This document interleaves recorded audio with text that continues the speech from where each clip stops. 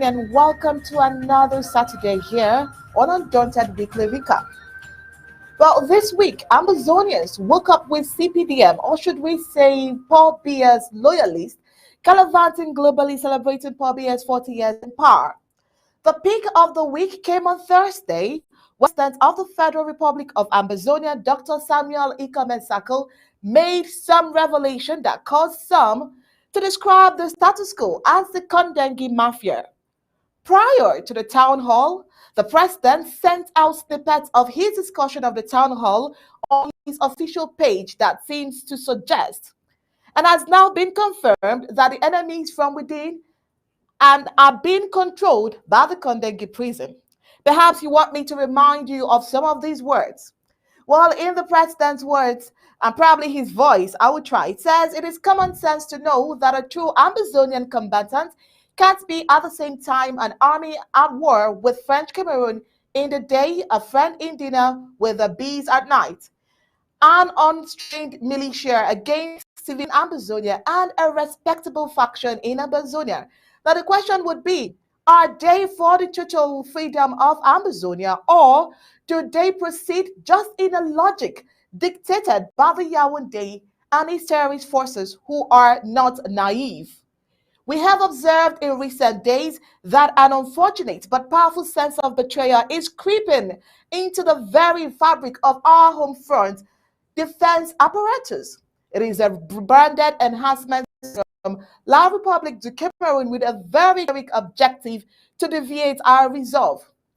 He ended it by saying, let's reflect together tonight as I brief the nation on more details in this very special town hall. Well, that was on Thursday, and I'm hoping that you didn't miss that. But just in case you missed it, during the briefings, Amazonians were actually briefed clearly in categoric terms of the deeds, mishap, confusion within the struggle that leads to, like what I said earlier on about the Kondengi Mafia. Now the question is how and why.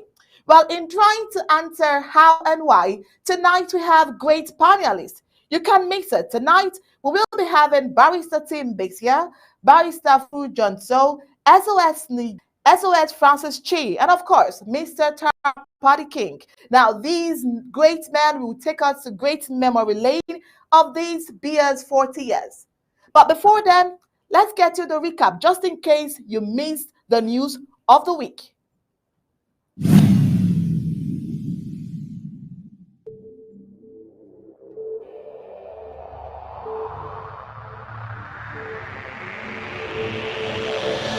The media greatly aids society. They inform people about what is happening. It permeates people's lives by creating their own criteria and opinions. In this way, the media moves the masses, creating different social movements. For over 60 years, the people of Amazonia were deprived of such privileges. The privilege to enhance their own criteria and opinion. They have suffered long decades, but not in this age, and not with Undaunted ABC Amber News on board.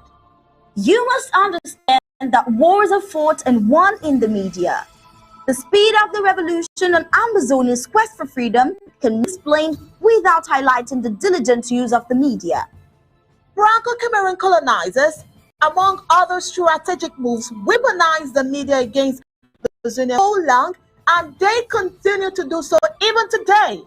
The question would be, how much do the oppressed people of Amazonia need to counter the media rage?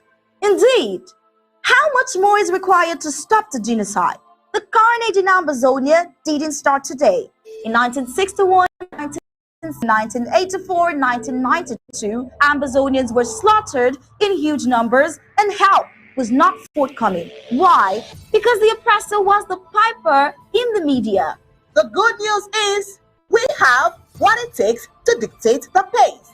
Right now, ABC Amber TV is taking advantage of the wonders of multimedia aggressively to inform the misinformed and disinformed with Undaunted and other revolutionary programs bringing it to the news untold stories.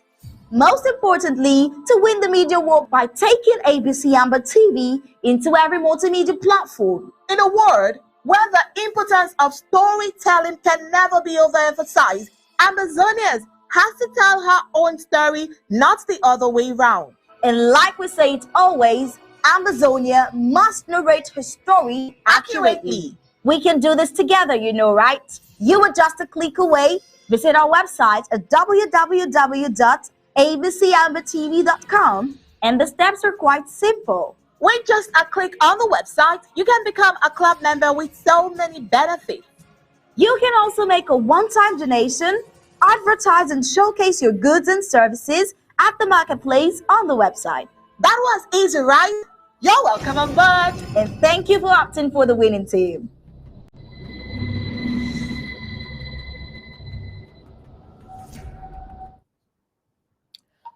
You're welcome back. And this week we started the recap on the 7th of November 2022. Although we started on a sad note, but then it needed to be reported. We told you on Monday that a young Southern Cameroonian got, his name is Wize Kingsley, was on Sunday, November 6, 2022, received several bullets from the gun of a colonial La Republic du Cameroon soldier in front of his shop at Unquain Bamender local government area. Now, no reason can be advanced to justify this macabre act by the so-called trained military officer. The only crime Waze Kingsley committed, as far as we are concerned, was the fact that he is Amazonian.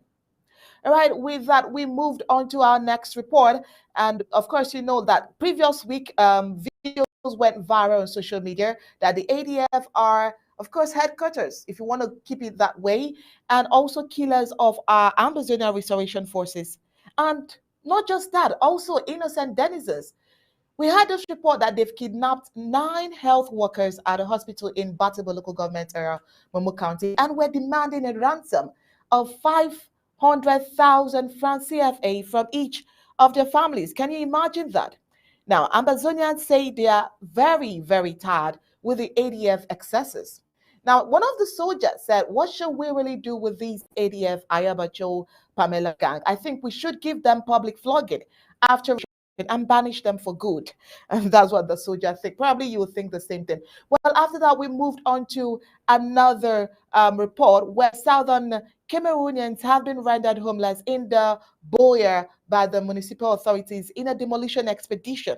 Now, this report has it that houses of different structures and sizes, ranging from simple buildings to story buildings, were brought down to dust by the Boyer Council caterpillar. Now, this demolition is done before the very eyes of their owners, some who have lived in their houses for even more than 10 years. Now, with the colonial forces of law and order protecting the Boyer Colonial Council authorities increases the misery of the people of Southern Cameroon's Amazonia, the house owners and their children were helpless with no one for them to carry their misery and agony to. What a savage.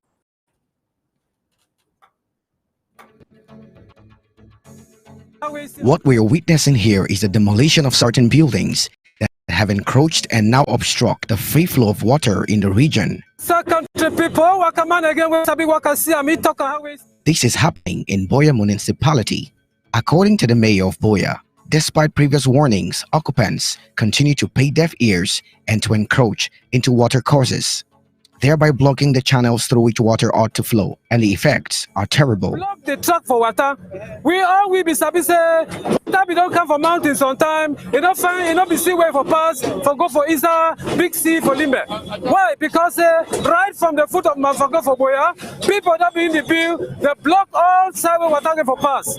Now when the mayor for Boya talks, the other way don't come to for Yaounde, he no go let you down. Some other town they define this 1 2 days so. Now he don't come outside today. He talks, how we don't want these people. They no one here. He go take them by force. If you look at my back, you can see the caterpillar. The work way they do for block the water truck. The mayor of Boya has also said in a statement that their demolition of these buildings are for the greater good of all. He also mentioned that the law will take its course and that nobody is above the law. Let's hear him. Yes, thank you. Country people, they are called to salute, to a throne and salute. It is so for Boya, we don't see say Boya will be no be there again today. Just know people that they wake up, any man go take land. e no even come for council say building permit because dem know say dem go deny. And when my boys dey come for fee, can't tell them make dem stop. We even write for the project dem because dem come do am na for weekend wey dem think say council no go fit come. When we can't stop them, they come next weekend, they continue. So they all block water away where they come on mountain, go down. I think that water no get road, water the worker now anyhow. We call our English say flood the bay of Boya. We Boya natural slope, Boya no get for the suffer from flooding. And some of them they empty their toilet inside this so to be waterways. Where they lead now this cholera outbreak road, you know, and for Boya. So as we don start for back government general hospital for the road wey come up for federal quarters go Obosta junction, we go open all the waterway and we go turn opposite. We do the same thing. Whether your house all finish or you never finish, we will break them down. Because we don dey talk for radio, talk, come for day, come mark. With the mark, they continue, they talk say the big pass law. But for this country, no man no big pass law. So we dey make am for the general good. May all population be fine because when you block water here, you go pass other man in own compound. And they be so you even talk for them. Even building permit, they need come beg for, apply for building permit because some they will not reject their building permit. They go ahead for bill, say who be council. Today no be mayor, now law for republic. So the question is, will this action by the government be a deterrent for others who continue to encroach into water courses? We'll keep you abreast as the news unfold. Gab Ellison reporting for Undaunted, ABC Amber News. This week, something very strategic for the La Republic to Cameroon, but for us, it's something we do not want to talk about, but we have to talk about it. By the way, we talked about the failures of Paul Biya in terms of politics. Now, we did remind you that the Cameroonian politician who has served as the president of Cameroon since 6th of November 1982 is the second longest ruling president in Africa, the oldest head of state in the world. Is this good or bad? Oh, well. Now, look at his political moves in the last 5 years of the senseless war. Now, while addressing the Paris Peace Summit in 2019, Biya said he had brought some few words to the event. Now, this perfectly sums up Biya's 7 mandates as president because it's rare for him to, speak out on pressing national issues.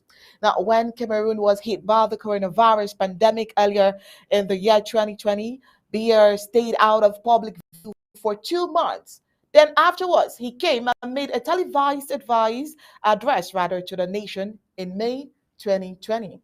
Now, Biya's aides and supporters have described this phenomenon as presidential silence and argues that his attitude is a sign of maturity and wisdom. Do you agree? Well, what I see is a country adrift without leadership, crumbling under conflict and poverty. Well, but on the other hand, we also gave you some reports from the World Cup that is just a few weeks to come. Now, Qatar's foreign minister has said the country critics are very arrogant and cannot accept a small country from the Middle East hosting the World Cup. Now, amid criticism of the nation's LGBTQ's rights record. Now, preaching from a distance, he said it's not a solution. Now, Qatar's foreign minister Sheikh Mohammed bin Abdurrahman Al Thani, in an interview, he says, calling to boycott the World Cup or those who are not coming to the World Cup is their decision at the end of the day. He says they should not deprive the people and the public from attending and enjoying the World Cup. All right about that, we've moved on to another story, talking about the celebration of Paul Biya. Now, remember we told you of the date, November 6th, right? Now, we also told you that November 6, 2022, celebrations ended in a fight over food among sympathizers of the CPDM party. Now, it's officially Paul Biya 40 years as president of La Republique du Cameroon. Just to remind you that he was sworn in on that same date in 1982. Now, it was therefore a day set aside to celebrate his stay in party by government officials and militants of his party, that's the CPDM party. Now, men and women showed up for the feasting. Now, these men and women came out not because they enjoy the 40 years reign of Paul Biya, nor they support him, but just because it was another opportunity for them to have something to eat. Now, a video will be shown how they scrambled over food after the day's proceedings, saying it all in the video. Now, militants of the CPDM party were caught fighting over leftover food, leftovers from the table of the big wings of the party. What does this say? It's just evidence of the PS regime when the few privileged gang of his are eaten from the state coffers. They do not care about the suffering masses. Now, this confirms the saying that when Yaoundé is breeding, the entire nation is fine. Now, let's see that video.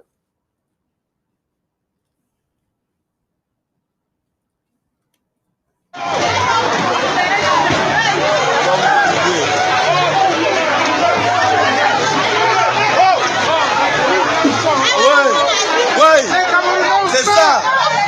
Quelle honte. La honte. La honte. La honte. La honte. La honte. On va vous filmer. La honte.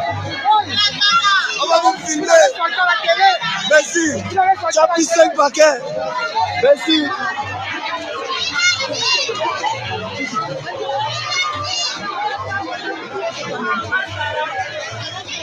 Arrête ça, quelqu'un va mettre la maquette sans boire la meuf.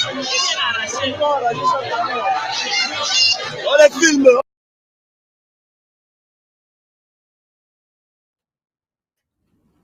All right, still on the BS first outing was in Bamenda in April 1983, where he lied loud and clear that he was personally going to supervise the ring road. Today, 40 years after, we are asking where is the ring road? From Bamenda to Kumbung, Kambe, Wulm, Bamenda has remained a nightmare 40 years after. And when one adds 40 years to 21 years, arithmetically, Ambazonians have been food for, let's do the calculations, 61 years. Now, CPDM stalwarts shamelessly sneaked into Amazonian towns like Bamenda, Boya, Bangam, Nkambe, and others to endorse BS 40 years of incompetence, corruption, laissez-faire, embezzlement, and arrogance. Now, led by the CPDM's Secretary General, Jean Kute, speakers at the event highlighted what they thought were Mr. Bia's achievements. Indeed, his appalling failure over the last four decades, not 4 years. Meanwhile, here is a video of the celebration that took place in Bamenda. A cake was used to illustrate this. Now, let's just have that video. We see the foundation, we know the foundation of the country, that is through the natural president of the CPDM, who is the president of the country. It's through the CPDM, which we see here at the base, that gives him the support for him to go ahead to be doing what he's doing. And of course, for what? For the national country, for Cameroon, we have the green, the red, the yellow, and of course, we don't forget even the star, which we have for unity, because it's a very important day that we all remember the unity where we are all behind him on this 40th anniversary. And of course, that is the 40th anniversary of his ascension to the Supreme Magistracy of this nation, which we are celebrating no other than President Paul Biya at the helm, who is at the helm. Because we know him, there's a woman that supports him, Madame Biya. So today is the day that we're celebrating, and we're thinking of all of them. And we're asking Cameroonians to unite us to do this great celebration. Nowhere else but in Bamenda, the city of the future. Bamenda, where is his second home. Bamenda, where his CPDM party was created. There is a place to be in the North Region. And we are grateful that the Secretary General of the CPDM, the Vice Prime Minister, is the one representing him today as we celebrate his 40th anniversary in the nation. And Bamenda stands out uniquely by the presence of the Secretary General.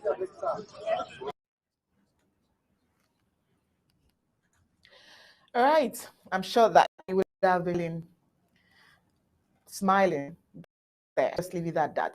Now, it's just a gentle reminder that in 1985, Paul Biya promised the people of Southern Cameroon's a ring road. Now, that he was going to personally supervise the construction of the ring road. Well, this is 40 years and counting. The people of Southern Cameroon are still to see the birth of the ring road. The tar that was on some of the areas of the road before the steel to be released, realized promise of Biya have been scrapped by forces of nature. That's talking about probably flawed. Now, still on institutions, Southern Cameroons have been blessed with a well structured banking institution. The Cameroon Bank, after assuming power, he had never hesitated in closing the bank. He gave the same sanction to the Farmers Bank as well. Southern Cameroons equally had plantation that Southern Cameroonians, Paul Biya closed these industrial farms like the Santo Tea Estate and the Chola Tea Estate. The people of Southern Cameroon evaluated the 40 years of La République du Cameroon ruler Paul Biya to Ambazonians will vividly remember the Lake Yos calamity, a calamity that wiped out the entire community, both humans and livestock. We the people, ABC Amber TV, Ambazonia Broadcasting Corporation. The voice of the voiceless, the voice of Ambazonia, connecting the world from Africa. With untold stories, Africa's best.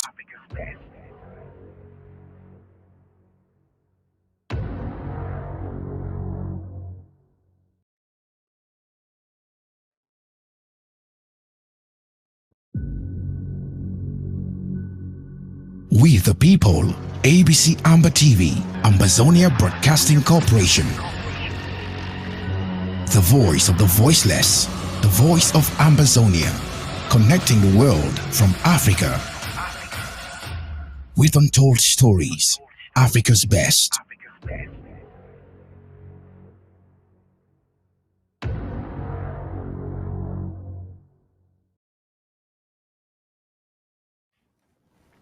You're welcome back. Now, we also told you that on November 3rd, the genocidal military arrested an individual alleged to be an Ambazonian liberation fighter. They executed him and paraded the street of Kumba local government area with his dead body. This barbaric act was a human rights violation. Now, the dead man had a right to a fair trial before the law court. He was found guilty before being sentenced. But La République du Cameroon, being a lawless country, the colonial authorities took the laws in their hands with jungle justice, and the victim, popularly known as General Gideon, has been killed and his corpse displayed in public in Kumba local government area, Meme County. Now, from that, we move to another very sad, pathetic story.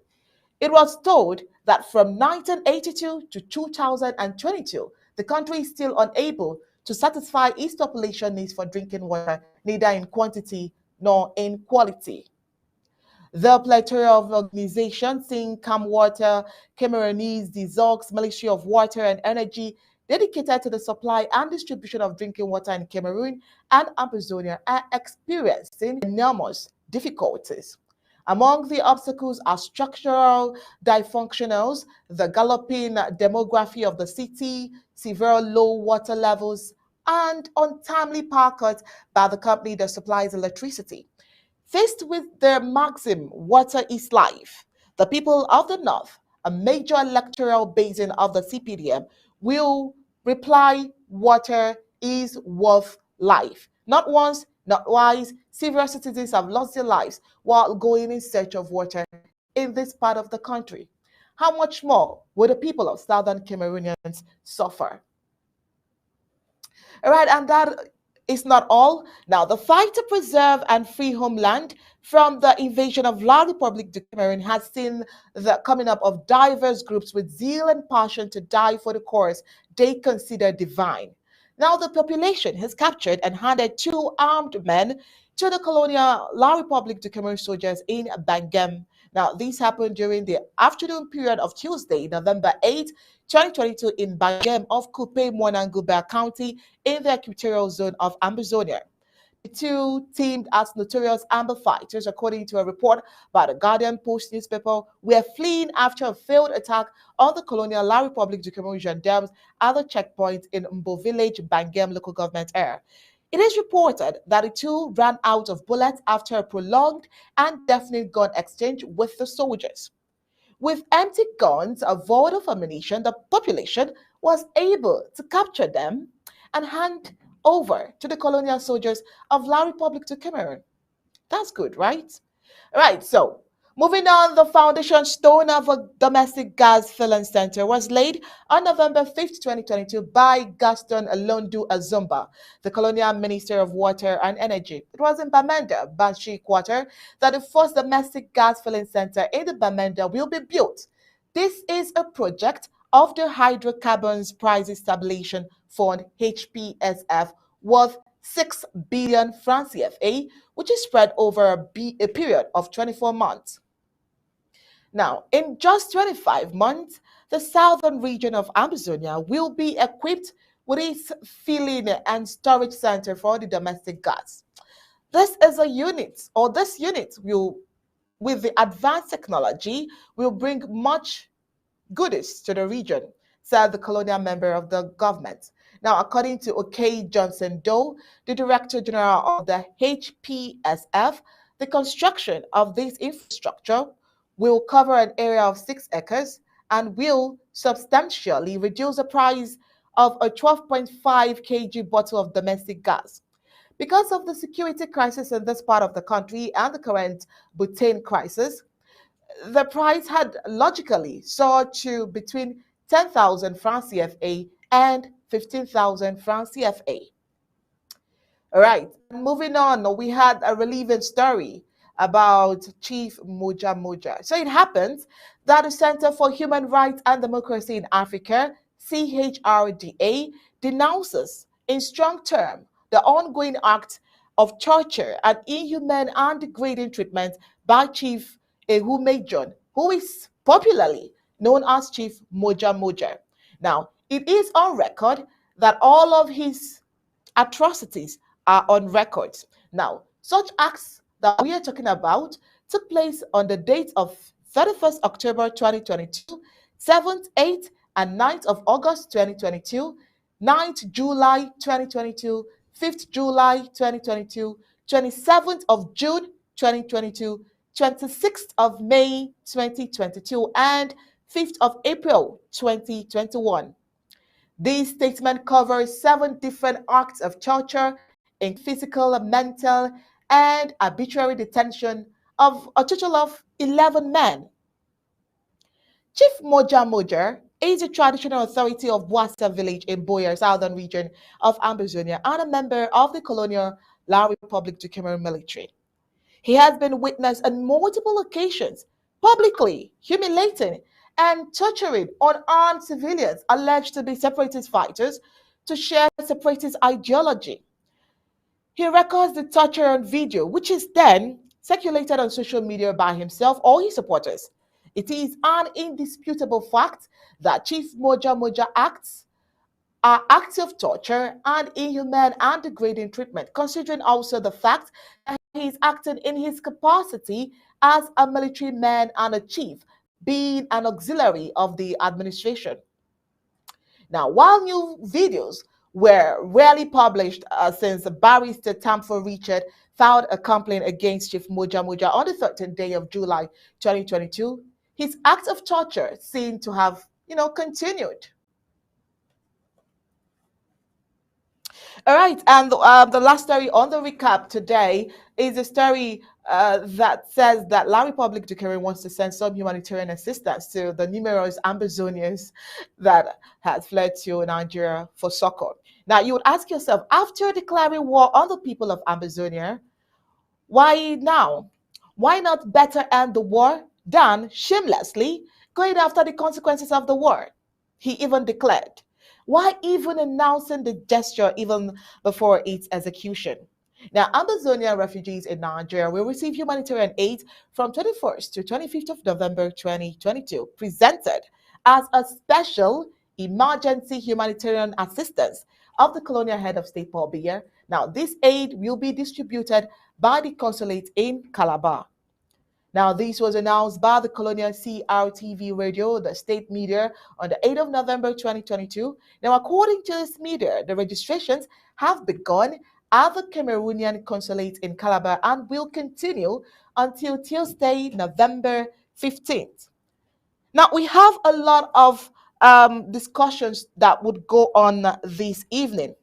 But, I wouldn't be the one to do that discussion, just like I mentioned earlier. We have great men that will do us the honors to tell us what has happened and the reasons why this is happening. That is the why and the how. Like I mentioned earlier, we have Barrister Fru Johnson here. We also have Barrister Team Mbesi here. We also have SOS Nijo, and of course, SOS Francis Chin, and most importantly, Mr. Tapadi King. All right. I would want them to at least say hello to you all before I give you some other information.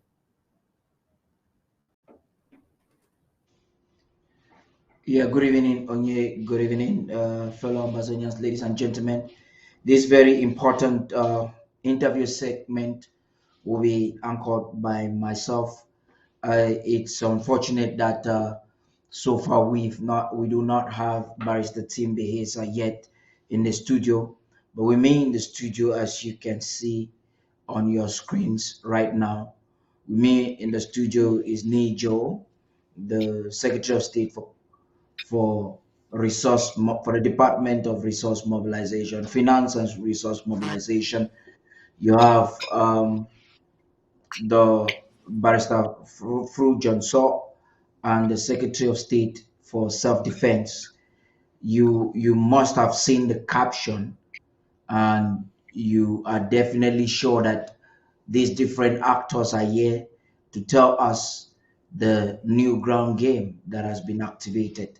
Nijo will be maybe officially announcing the project his department is currently working on, and the legal minds will crack into the debate so we can expand our discussion, educate our people, inform them, and put the movement on track. That notwithstanding, I will be handing the mic over to you, Onye, so you can conclude with whatever you have there in a few minutes so that we come back and start the discussion. Good evening, SOS. Please, maybe you want to greet the audience before we get back into the studio. Yeah, Barrister Fru, can you hear me? Yeah, I can hear you. Yeah. 5 on 5, buddy. Amazing. I want to take this opportunity to greet the Amazonian people, to greet our heroes, the Amazonian Restoration Forces, and to tell them that we must hold the ground. We must hold the ground. This is where at the time when we are about to get free. Please let us have our freedom. Please do what you can do to secure the freedom of every Amazonian anywhere in the world. Thank you. Yes, Nijo, please. Right. Greetings. Just check if you can hear me.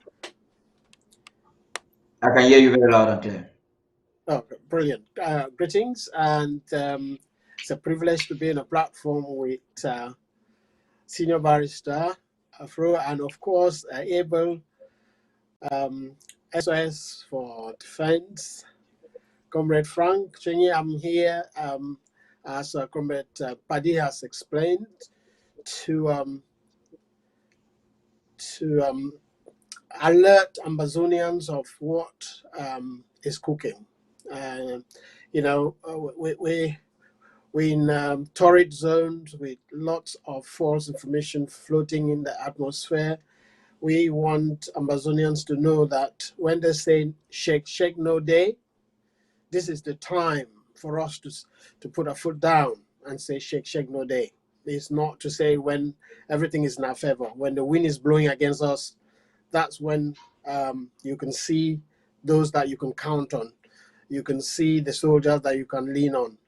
And here we are counting on Amazonians that this is the time to confirm your commitment.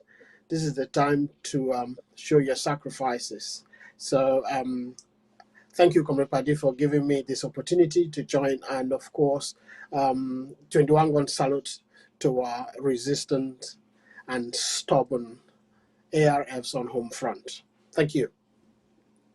Yes, and the man at the helm of the ARF, Comrade Francis Chinye, the Secretary of State for Self-Defense, is here as a combatant, well armored and ready to go. Please talk to us.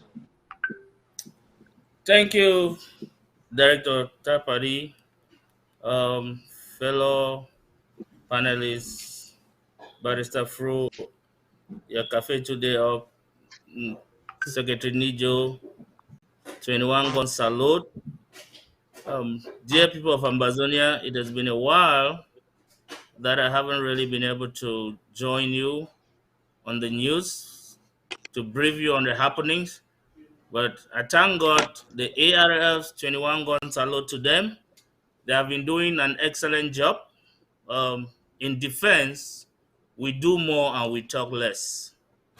I think the key here is delivering the land of Ambazonia to Ambazonian people. And we are doing justice on the ground. The enemy is sweating. The enemy is changing strategies every day. The enemy is buying some of us in order to slow down the pace. But I've just come to reassure the people of Ambazonia. Like Nijo said, the ARFs have always sounded loud and clear, shake, no day. Anybody will hit the panic, make it put on a safety belt. It's not going to be an easy ride. We will see too much blood on the ground, both on the side of the enemy and on our own side. And on our own side in particular, it comes now from serious enablism. Like that people there for Bangem, where they captured their own kingdom, game for enemy. Not be today we go judge that kind of case them. We know the judge case inside war, we they act. And when war don't finish, we go judge a lot of cases them. Some community then they way they go say, had I known, I would have never been born in this community. So I tell Ambazonian people they say, make we remain steadfast. Make nobody no panic. The government, the interim government, led by Dr. Samuel Ekomesako, it do the right thing. And fear no day for we had. If anybody thinks it, thank you very much, SOS. Thank you very much, SOS. Can you hear me? I'm not cutting you short. Yes, buddy. We will definitely come back to that. But there's this important aspect which I want us to have an in-depth from a Bamenda perspective. I'm talking about the 40 years rule, over 4 decades of President Biya as president of the Cameroons. But that should lay for us a foundation for this discussion. And I will be handing over the mic back into the newsroom. Right after that, we'll get on with our discussion. Stay tuned.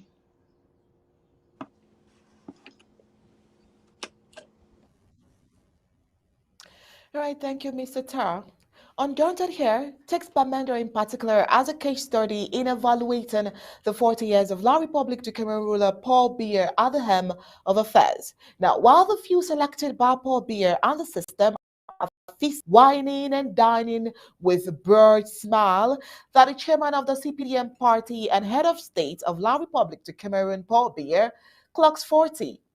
The people of Ambazonia in general and Bamenda in particular lament as they remember the glorious good old days. The 40 years of La Republic du Cameroon ruler Paul Biya is 40 years of regret to the people of southern Cameroon, for they have lost everything thanks to the bad governors of colonial ruler Paul Biya. Now, the backward of Amazonia can clearly be captured economically, culturally, and even socially. Bamenda is today a shadow of itself, not only due to bad governance of La Republic du Cameroon, but as a result of the war that Paul Biya declared on the people of southern Cameroon's Amazonia in July 2017. Looking at Bamenda with low life difficulty, first as a result of the economic hijacking by La Republic du Cameroon and the 2017 war declared by Paul Biya on the people of southern Cameroon, one will see and conclude that Biya at 40 could have been a time of national mourning, given that there is actually nothing to celebrate about. Now, Bamenda, the chief town of the Midland zone of Ambazonia since the coming to power of the colonial La Republic of Cameroon ruler Paul Biya in 1982, has not known any form of growth. The situation is worsened by the ongoing war in southern Cameroon declared by Paul Biya. The economy of Bamenda was before 2016 doing fine. Thanks to the Bamenda Enugu trading route passing through Ikok, traders from La Republic to Cameroon and neighboring countries like Central Africa Republic used that same route, and their place of refueling was Bamenda. The road is not yielding any revenue as the traffic on that road has drastically reduced due to one, insecurity, which of course is as a result of the ongoing war. The war declared by Paul Biya has brought untold suffering to the people of southern Cameroons. Confrontations between holders of gun is on a daily basis. The exchange of bullets from smoking guns. These exchanges are between the Amazonian liberation fighters and the colonial La Republic du Cameroon military. This has caused traders, for fear of their lives, to stop using the Mamenda Enugu Road. Now, for the 40 years of La Republic du Cameroon ruler Paul Biya at the head of the Supreme Magistracy, the tradition of the people of Southern Cameroon has secreted. Our funds, custodians of the tradition, have been reduced by the Bias to clerics to the administration. The power the funds weigh to themselves have been scrapped by Paul Biya. Funds by the tenets of the tradition do not shake hands with your subjects. But we saw Falling for Ngwafo the third shaking hands with Chantal Biya. What do you have to say? Probably an abuse to our culture. Economically speaking, business in Bamenda now is just a shadow. Traders and business persons in Bamendas are barely surviving. Things are not the way they are before. The advent of the ongoing war in Amazonia has caused this. Now, there is no business now, Mr. Journalist, before the present war, according to a businessman. He said, I used to have customers coming from Ndop, Kumbo, and even Bui. But today, none of them is coming again. Some have even been killed. Others now in IDPs. I am unable to meet up with my financial responsibilities. Coupled with the hikes in the prices of basic commodities, now a businessman lamented. Now, we'll pause there. Let's see what the business road looks like in Bamenda.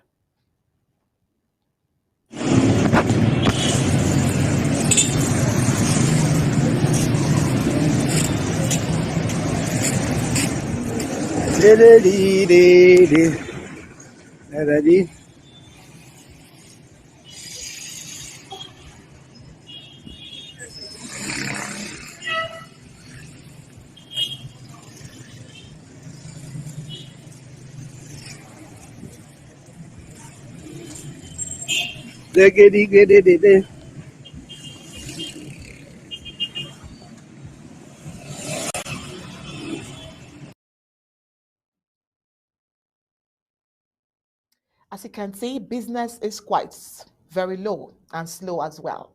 Now, in terms of road infrastructure, there is no road worthy of the name road in Bamenda.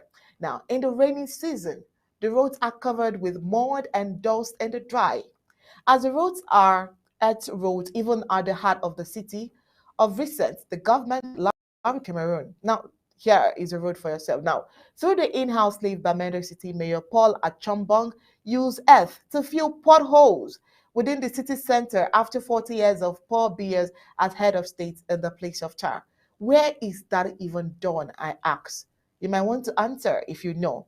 Now, commercial bike riders with the present dry season keep suffering from huge financial losses as they battle with their health with the amount of dust they inhale every day.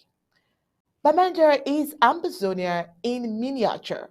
Taking Bamenda as a case study, in essence, it reflects how backward the people of Amazonia and Amazonians have suffered and still suffering with the 40 years of Paul Biya, and it's still counting.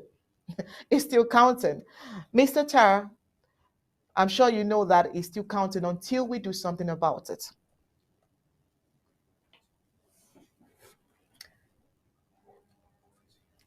Yes. And of course, we still have our great panelists in the studio. 40 years is still counting, but of that count. We still have SOS Francis Cheng in the studio. We have SOS Nijo in the studio, and we have Barrister Nijo Fundi in the studio. Mr. Tai, I ask again, 40 years counting, but we will not be part of that number, right? Over to you, Mr. Tai. Thank you very much for that, for those briefings there, Onye. Indeed, it's a 40 years counting. Please, I'm not going to be picking any calls now. Don't call. For those who are calling, the discussion is just beginning. We will not pick any calls. You've heard and watched that review, gentlemen. I know some of you were like, why are we even watching it? You wanted it to end, but that's the news. Sometimes we would have to bring this to refresh the minds, to set a foundation for our discussion. Sometimes we just have to inform the world of the truth. Cameroon had for themselves their media, proxy media, surrogates of the CPDM, all of last week or this week, telling the entire world how wonderful beer has been for 40 years. And we thought that was not true. So we went back underground and actually explained from Undaunted perspective. That was just an aspect of it all. We explained from Undaunted perspective what 40 years of the BS rule has been like. That again was just one aspect of this week. On Thursday, we all listened with dismay during the town hall. We saw the president speaking with so much emotions and making great revelations to the nation. And you would want to ask, why and how? How is it even possible that we have those who supposedly should be leaders of the movement plotting such? Maybe I should start with you, Barrister Fru, and welcome Barrister Tim Bisea. Thank you for finally being able to join this program. Barrister Fru, please. Yes, thank you, Paddy. I don't know whether the duration that Mr. Beer has spent in power for 40 years concerns us that much, but I think it does, because every Ambazonian is called upon to know what is happening at the enemy side, and that's why we're discussing this. Let me tell you, Cameroonians deserve the government they have. Everybody deserves a government that it has in place. I cannot believe that all these big people, all these big professors, all these big civil servants, ministers, and so on, there is no one there that is ambitious to say, listen, enough is enough. Let's share this power. Mr. Pobia is dying in power, and he will place his son to continue what he is left undone by him. I don't know what is left undone. He has amassed wealth for himself. He has managed the place with impunity, and he has subdued everybody who opens his mouth to try to challenge what he is doing. So that is the crux of the matter with La République du Cameroon. The whole world is looking at Cameroon and they are mocking at Cameroon. They are laughing. How can somebody say he's running a democracy for 40 years alone, sitting on it like he's a king sitting on the throne, and everybody walks and bows down before him? It's incredible. It's a thing that should not happen in Africa. May I also say that he's not the oldest? Ogiangema in Equatorial Guinea is a few years, about 1 or 2 years more than him in power. And because he struggled to subdue everybody but opened the oil wells and negotiated well, so like Equatorial Guinea is now quite developed, even though it's a small, tiny island, and he too is still in power. That is a shame for Africa. So I don't know what else to say, Paddy, other than that. Since we're here with our able SOS for self-defense, he'll be able to tell us what we need to do, because we need to get these occupying forces out of our territory. Time has come for us to conquer territory and keep it. This is the time now. If we don't do it now, I don't know how we're going to survive. I cannot imagine that CPDM has the nerves to come and organize anything in Bamenda. It was not done before. Since this fight started. But what is happening in Bamenda place, and even Kumba, they also organize it in Kumba. We don't know what is going on. Our forces, are they still there? I will guess that they're there. And you know, a soldier only fights with what you give him. Thank you, Patrick. Yeah. Yes. You just mentioned before we even get to the point where Comrade Francis Chinye will be telling us the new ground game that's been updated and has been activated, and which I believe Nijo is working hard to always make sure that there's some fuel running. Let's get to go through this. You just mentioned Cameroonians want him and nobody has challenged him. But I guess you should be aware that anybody that arises against Bia is in Nkondengi. That will lead us to our story about Nkondengi. There's a mafia in Nkondengi that is hindering our struggle from making progress the way it should. But we know of Olangen, Tangana Mebera, Mendoza just died. Lots of them, and Noni is there. There's a whole lot of them there. And we were here a few days ago analyzing how France protects their puppets in Africa to ensure that the Francafrique is established in every country. Before I come to you, Nijo, I would like to get in touch with Barrister Tim Besea to give us an appraisal of this view. Barrister Tim, please. Thank you once more. I don't know what appraisal to give, but since we're in Ambazonia, I would like to take off from there. You see, Ipobia has remained in power for 50 years, 60 years, 70 years, whatever the length of time. He doesn't do that alone. He does that because he has people who support him, who go around to make sure he stays there so that they can have the benefit of office.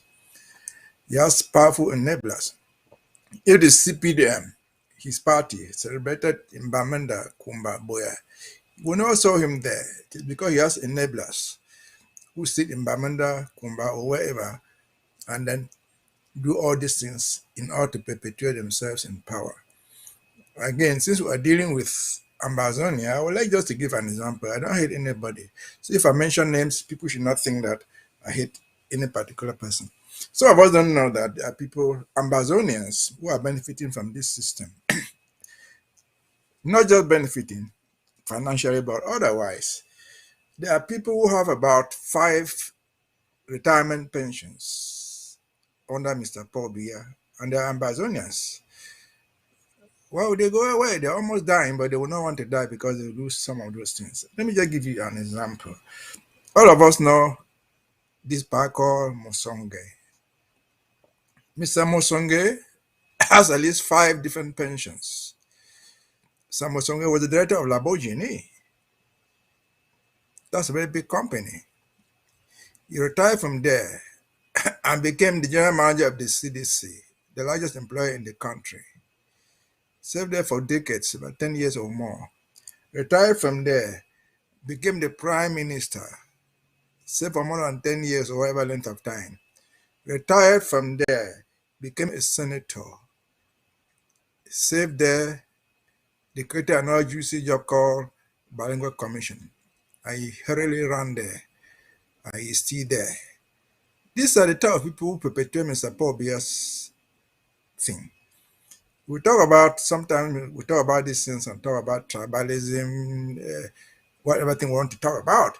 Even if that is what we wanted to deal with. If this power, everything must be given to him because it's Bakweri. Fine, I have no problem with it against the Bakweri as such.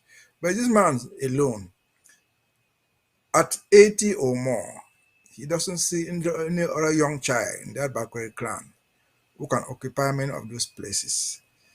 I think this is where the problem is. We just wish that they can learn from us. At least they're older than us. In the 60s, 50s, they were there. They saw Indele in power just for a few years and was replaced. They saw Fancha in power for a few years and was replaced. They saw Jua in power for a few years and they was replaced. So if this is all thing I can say, so they can look at it. I don't imagine even the Francophone, other than that Speaker of the National Assembly, who has been in position, different positions longer than these people. Who will grow up as young, I don't know many of us know it. There was Mama Dorothy Njema. That woman was the vice prime minister in 1975, a vice minister. So she has been in the minister since 1975. And she's still there. They go around with walking sticks. And they're still there. If you organize this CPDM thing or whatever nonsense in Boya, they will be dancing there. They cannot even stand by themselves. And so on and so forth. Mr. Achidachi just died. Mr. Achidachi was the Minister of Justice in the 1970s. So these are people who perpetuate the power, not even Paul Biya. How much money does Paul Biya need? Again, it is only money. A man with 5 big pensions. What does he do with money? What does Nosonge do with money, for example? I know his village has nothing there other than the hall he built there. What does he do with money? It's just power, which drunkens them, which they don't. Even if this power is so good, I think whoever goes to power, it is so sweet. But he must realize that power is a national cake. Take your own share, allow someone else to come and enjoy the same benefits. Just have the pleasure of sitting there, call it a 2D, call it Mboya. I think that's the principle that should apply. It's not because you are doing something good. No, it's a pretentious thing. Paul Biya is not doing anything good. If he was such a good guy, they would not have been fighting to put him in perpetuity in 2008. He killed people, not to have a limitless term of office. So I think it is just that people don't know what to do. Their hands are tied. It's not that they don't want power. They love power too. They love the money that goes with it. They love the respect that goes with it. But these people, I can say they are social criminals. If you go to eat and you find the food so tasty, I eat all alone. You're a wicked guy. Those children sitting behind you also want the food. The people sitting in the crowd also want the taste of the beer, even or of the palm wine, whatever thing you are drinking on the high table. I think that's the lesson we have to take back from here. Papa Mami them. Those people perpetuated themselves in power. Even if it is in Amazonia. Know that the younger generation, they need the power too. They also enjoy those facilities. And so, again, as I said, we're talking about Amazonia. That's why I brought this example, because this is Amazonia. These are our elders. They are our parents. And so they don't even ever dream, even the so-called CPDM, to sit position to the younger CPDM employees. What tough generation is that? It's a wicked generation. You What don't need all that. bewitched? Who You don't need actually centuries. bewitched? You don't need centuries to make a name. Jesus Christ was on earth for 33 years and he made the mark. So thank you, sir. That's quite the way you have been able to profile these enablers. Uh, some would call them apologists. Gives reasons why we as Ambazonians are determined that we will, and also explain some of the complicatedness of the struggle right now. We're going to get into the discussion proper, but before we do that, we all heard the president on Saturday. His words were elaborate, were clear. He spoke no more in parables, but in very specific terms, actually tracing the pilots of the chaos that we're facing. I would say the seeming chaos we are facing on the ground.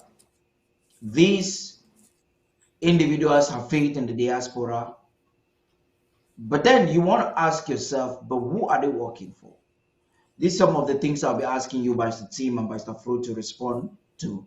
But now, Nijo, I'm coming to you right now. Amazonians have been with you for months, I think close to 4 months. You moving from LGA to every county to mobilize resources because of this task that is ahead of us. You've never had the chance to come on air before now, since you sent out a brief message announcing the suspension of this year's draft, Amber War Draft, Award 22. Do you want to take us down that memory lane? What was the rationale? Before, don't talk about the future yet. You have a time in this show to do that. Just tell us what was the thought? Why did the cabinet and government as a whole arrive at that decision? Please. Right. Thank you, Comrade Paddy. Before I come to your answer, let me pay homage and my due respect to Barrister Besea for joining. Barrister, you're welcome. My privileged, and I feel very honored to be with you on the same platform. It's a very unique occasion that I have my two great mentors, and if I were to add Comrade Frank as one of the role models in this movement, it means I have a very strong team around me. And Lady Onye, sincere apologies, I didn't quite spend a second or two to appreciate the work you're doing for Ambazonians and for you being part of the production team tonight. Of course, Comrade Paddy is the overall anchorman, so congratulations and thank you for the opportunity. Yes, as you put it, let me take a step back to address, but I would like to start that with an apology, because the steps we took misled Ambazonians. My message wasn't very direct, was a bit vague, and so when you send out a vague message, people give it all sorts of interpretations, and one of the interpretation was that when the message came that draft has been suspended, it meant Ambazonians who had pledged should also stop paying. And I'm really on behalf of my department and the entire team, apologize to Ambazonians for that misjudgment on the message that we sent out. The plans initially, Comrade Paddy, were to make time and send out a more explicit explanation, but that didn't happen. But what happened is we had just drafted Fako as the 13th county to have been drafted this year. But remember, we had done 4 different drafts. We had done 3 drafts for the emergency fund drives for Ndian, Bui, and Ngokutunja earlier in the year. And of course, we brought in one of the departments, of course, your department, ABC, earlier around the 30th of July, if I'm not wrong, to add to that list. So we did 4 drafts, and then plus the 13 counties. So we done 17 drafts for this year. So Ambazonians were very used to doing this, and it got to a point where the Treasury was struggling to cope with the outstanding payments that are outside with Ambazonians. The issue with drafting is that people pledge and then, for one reason or the other, don't meet up the payment. So we thought that before we do the departments, if we take a break and give people the opportunity to pay their drafts, then when we come to the departmental drafts, it will be much easier and the funds can be done, because we don't really want these payments to move on to next year, 2023. We want to start 2023 doing something else. So the purpose of that suspension was to avoid Ambazonians adding onto debts, onto unpaid pledges. And as I said, the message wasn't quite clear, but on the contrary, it caused a bit of confusion. But I think this is my second or third opportunity to clarify this and to apologize for that, for the misinformation.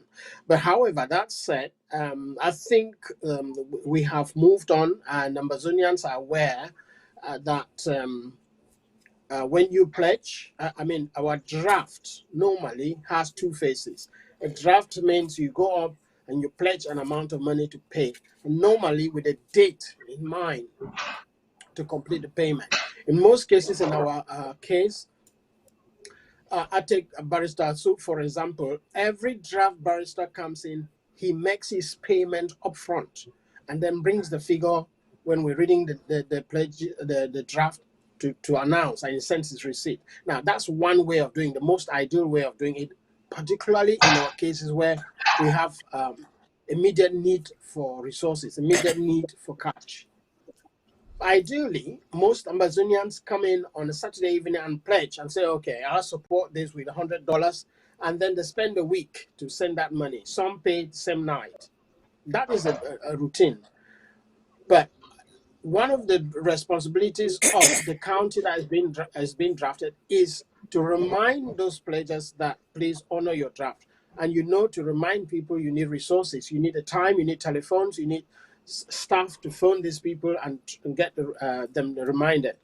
But because we do count on Ambazonians as responsible people, they know that we don't have the resources that we need to chase them.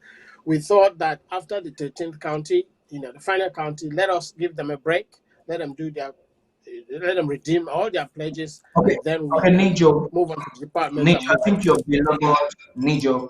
I believe you have been labeled that point. Before I get to Francis Chenye of Defense, a lot of Amazonians watching right now who would want to hear from him. Before I even get to him, I want to talk with you. I want you to tell us very briefly. You've been an experienced teacher for a while. If you have to give an appraisal, examine satisfactory, unsatisfactory, good, in terms of draft redemption this year, what would you say?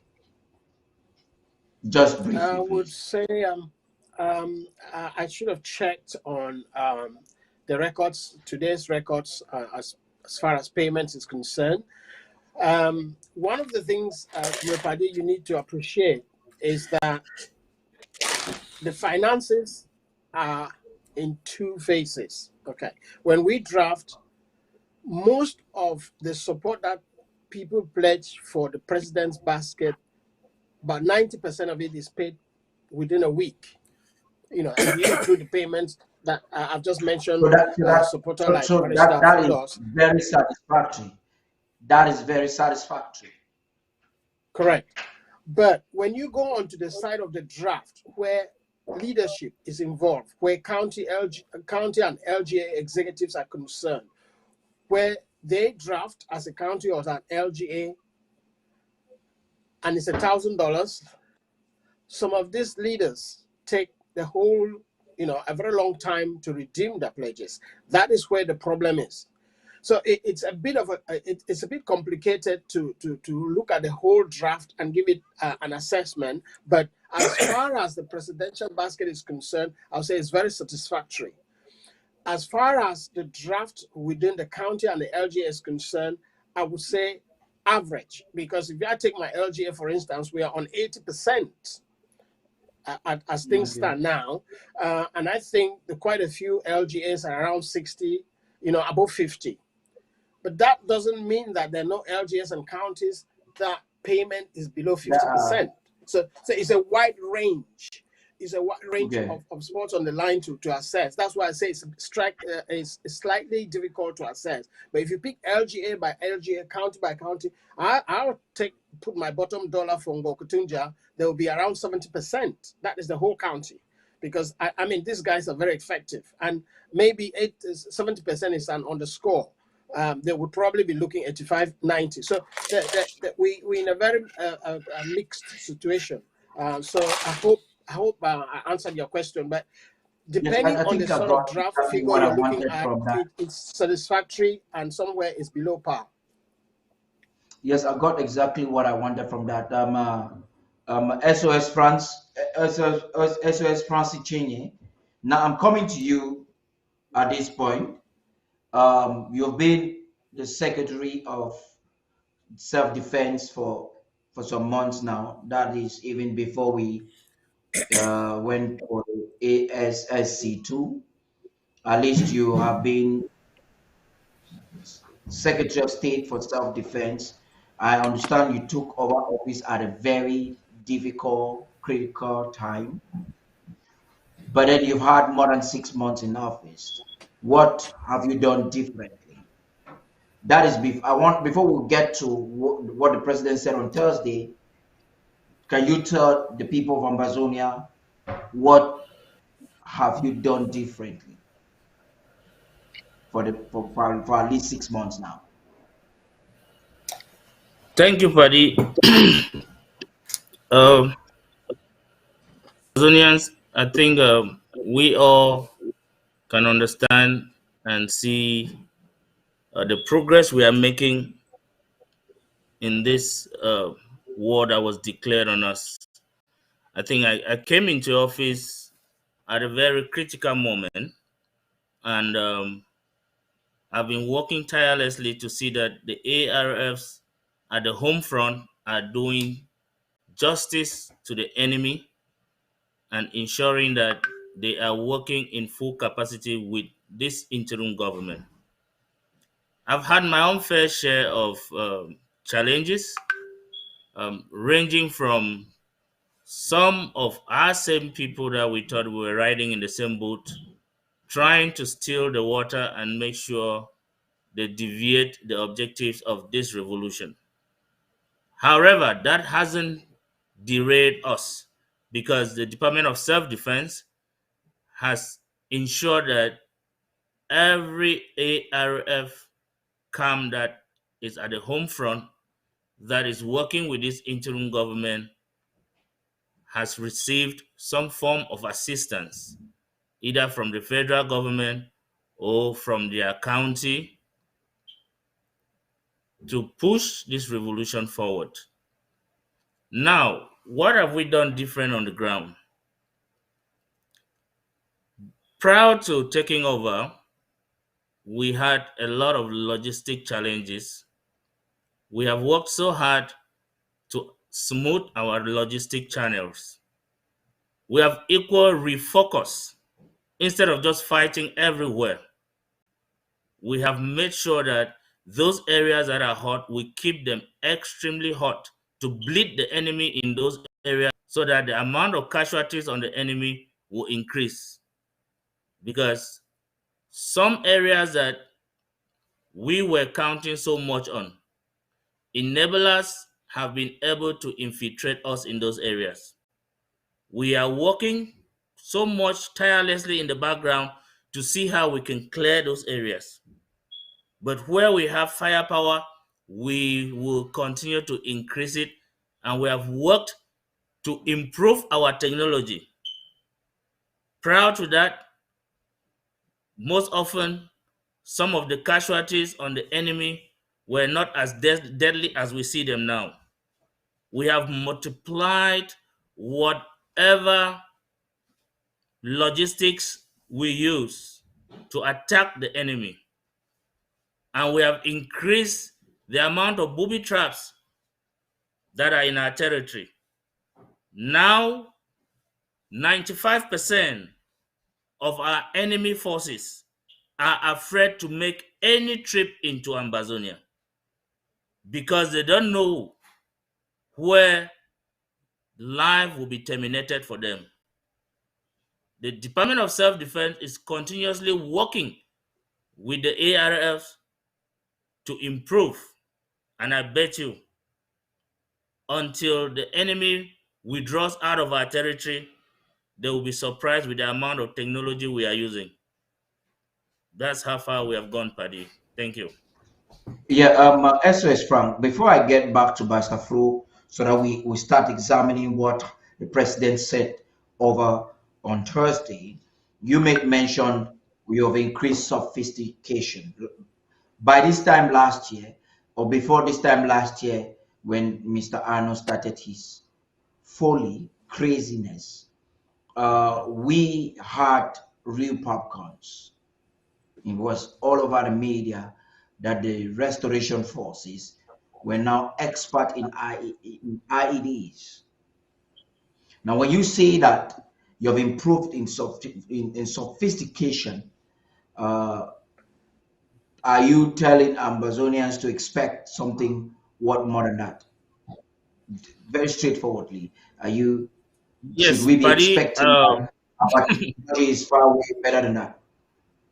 Yes, Paddy. I will tell you that. I happen to be part of um, the engineer in the background when we started working on this popcorn, and I can tell you categorically that we have improved, gone past the level that these other enablers thought we are. Uh, sometimes when they join us in the boat, they are passengers in that boat, and they might not know, like the commander in chief mentioned the other day, they might not know what is happening in that cockpit where the pilots are. They may just see things happen and they think they are in control. No, I will guarantee you the enemy knows it. You need to talk, but to La Republic soldiers on the ground, they will tell you how much damage each of those IEDs will inflict on them. And every day we are developing and going. This is not going to end. And until they leave our territory, they will never believe. So we have gone past that level. Let's be factual. Okay, this is it, my barrister Fro and barrister Tim. Both of you would have to react to this. It could sound like some blame game. Amazonians have been worried, not just Nijo expressing or whoever is expressing what is expressing on the platform now, that you would have CBDM talk since 2016. We didn't see that. A Tanganji tribe organizing festivities in Bamenda town, it didn't happen. We cannot look at our face on the mirror and deny the color of our skin. Amazonians are worried and they think that there's a common statement, firepower has got to return. Now listening to the president on Thursday, it could be, or someone would want to say, maybe that was just a blame game. But the details, the factual information that was given, even after reading from what is coming in from prison now from Dikintasa, you actually see that Kondengi was more than what we thought. We thought that we had prisoners of conscience in Kondengi, but there are something else. Barrister Fru, please. Yes, thank you, Paddy. I don't think we'll have prisoners of conscience in Kundenge. There are prisoners that write today, they write something, they get your attention, they write something, and tomorrow they write something else against you. That that one, we have only one person in Kondenge who has been straightforward, factual, and gives information by writing what he sees and what he thinks. All of us know him. But for the rest, those are my clients. They were my clients for 10 months. Ayuktabe, Berenui, Sufai Berenui, Awasum, and one other big command. That's the team that Ayuktabe has put together to go around negotiating with the Republic of Cameroon. And they think that they have arrived at a point where they will abandon the fight and take what La Republic is offering them. Up to the extent that we have information that Ayuk Tabe is being prepared to be the prime minister of one of the provinces. That is our provinces from the all of Ambazonia, which will be classified as 50% of a province, because they intend to take the western province and the littoral and add to us Ambazonians and call it whatever name they want to call it. They want to divide Cameroon into three, and the north, the three provinces of the north are one, and the other provinces of center, south, and east the other. We have that intelligence coming, but that is wishful thinking. I want to support SOS Frank after listening to him, that the restoration forces should rest assured that firepower this time will not be the same. Whatever La Republic does, whatever is carving, we are not interested. We have only one thing to do: firepower on the ground. And the other day, I was forced to say something, and I'm going to repeat it. I will not say it again. I will just say that if we don't do something to put France on its knees to come to this table. When I say France, because La Republique is they are proxy fighters. If we don't put them on their knees, we have to fight for a long time. And I'm so encouraged by what SOS Frank has just said. But let me tell you, in fact, that's the encouragement that every Cameroonian needs now. The mafia has failed 3 times. I don't see why anybody thinks that this time they will succeed. But if the president was saying all what he said, it is because they have advanced to a stage that we were not expecting red blood Ambazonians to be. And we have taken judicial note of that, and we will handle it the way it should be handled. Revolutions are not a child's play. Whatever they do, whatever they say, if they sell us to be released, and I can confirm, I can support the president and being a lawyer that I've been for 10 months in that military court. I can say that Ayuk Tabe, if he doesn't deliver, he cannot be released. If they find out that our firepower has increased more than it was, Ayuk Tabe cannot be released.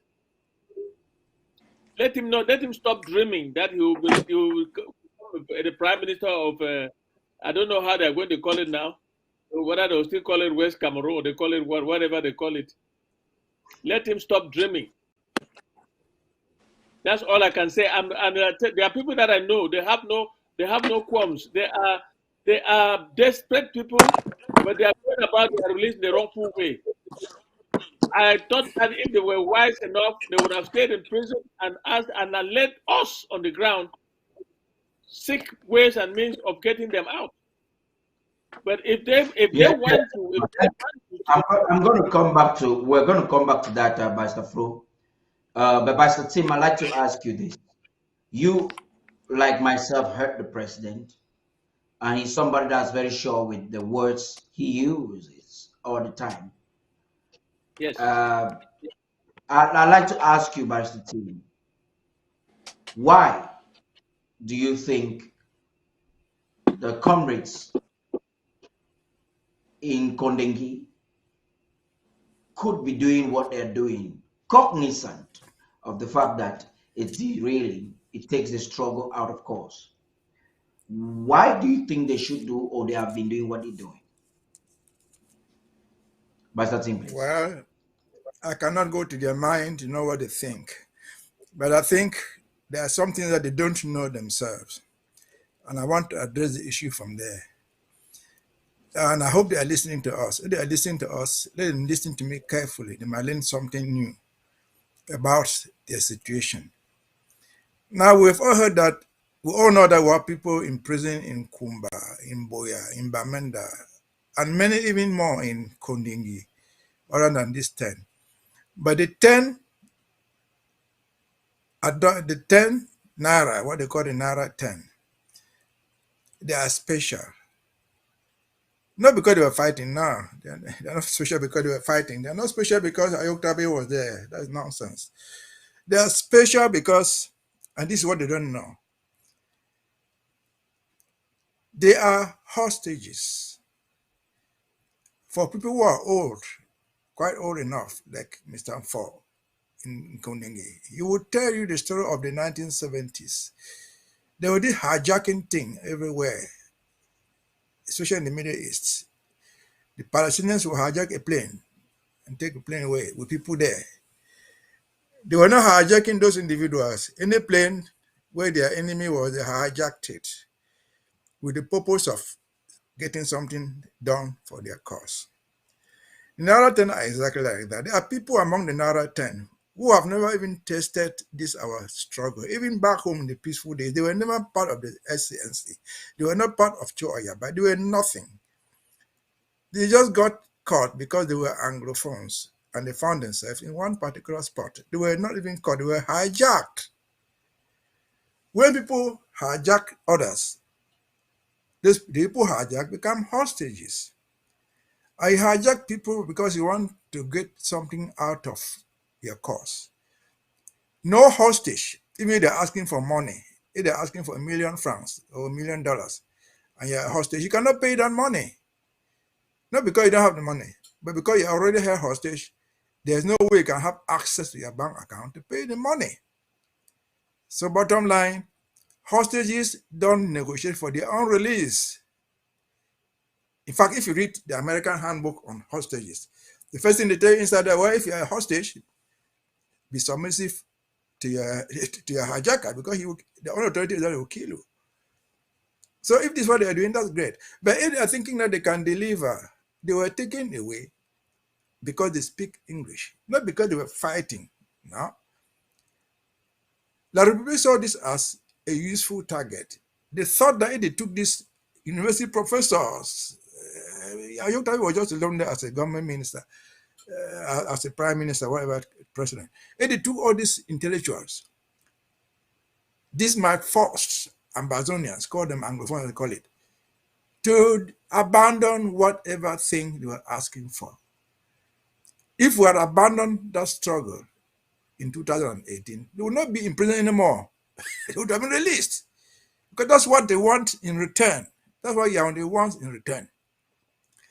And let them not fool themselves, and let us not fool ourselves. Any prisoner, anybody who owns a prison, and you are there, if they give you facilities like a telephone, like a printing machine to work there, they are following you. They are not stupid enough to think that you can sit there and begin to make your phone calls to create a government. They know what is going on. They have that information. You can be sure that your bed on which you lie is properly wired. If you think that it is not wired, deceive yourself. So there's no way you, a hostage, you will release yourself. You cannot negotiate for your own release. People outside negotiate the release of their hostages. That's what I've always said. If they must be released, the best way for them to be released is on the discussion table, because they're going to be released on better terms. If they open the prison and say, go away, I moved to Bamanda, I moved to Boya. I made a list now. They will bring you back. That's why the few were released after like Wambala, they simply change course. Because if you said what they were saying, they will arrest you. So I don't think these are brothers who are in Yaoundé, the Kondengiten, even understand their status that they are there. We even try to defend them in court. No, we don't defend hostages. We just did it for the sake of doing it. Because no defense in court, in fact, hijacking and hostage taking is a crime. The perpetrator know that he's committing a crime. So they're not doing it because you go to court and justify anything. No, they are hijackers. Again, in the 70s, when the Palestinians were hijacking people, they would hijack a whole plane. I think some of us remember about the Entebbe raids, where they hijacked a whole plane of some Jews inside there to foster their cause and landed in Entebbe. And Israel came to release them, successfully release them. So these are common tactics of a criminal actor. So the idea that they think that they can negotiate their way out is absolutely stupid. It doesn't make any sense. Hostages don't negotiate their own release. People who are free negotiate their release. If they must give and take, it is people who are outside who will know what to give in return for the release of their loved ones who are taken hostage.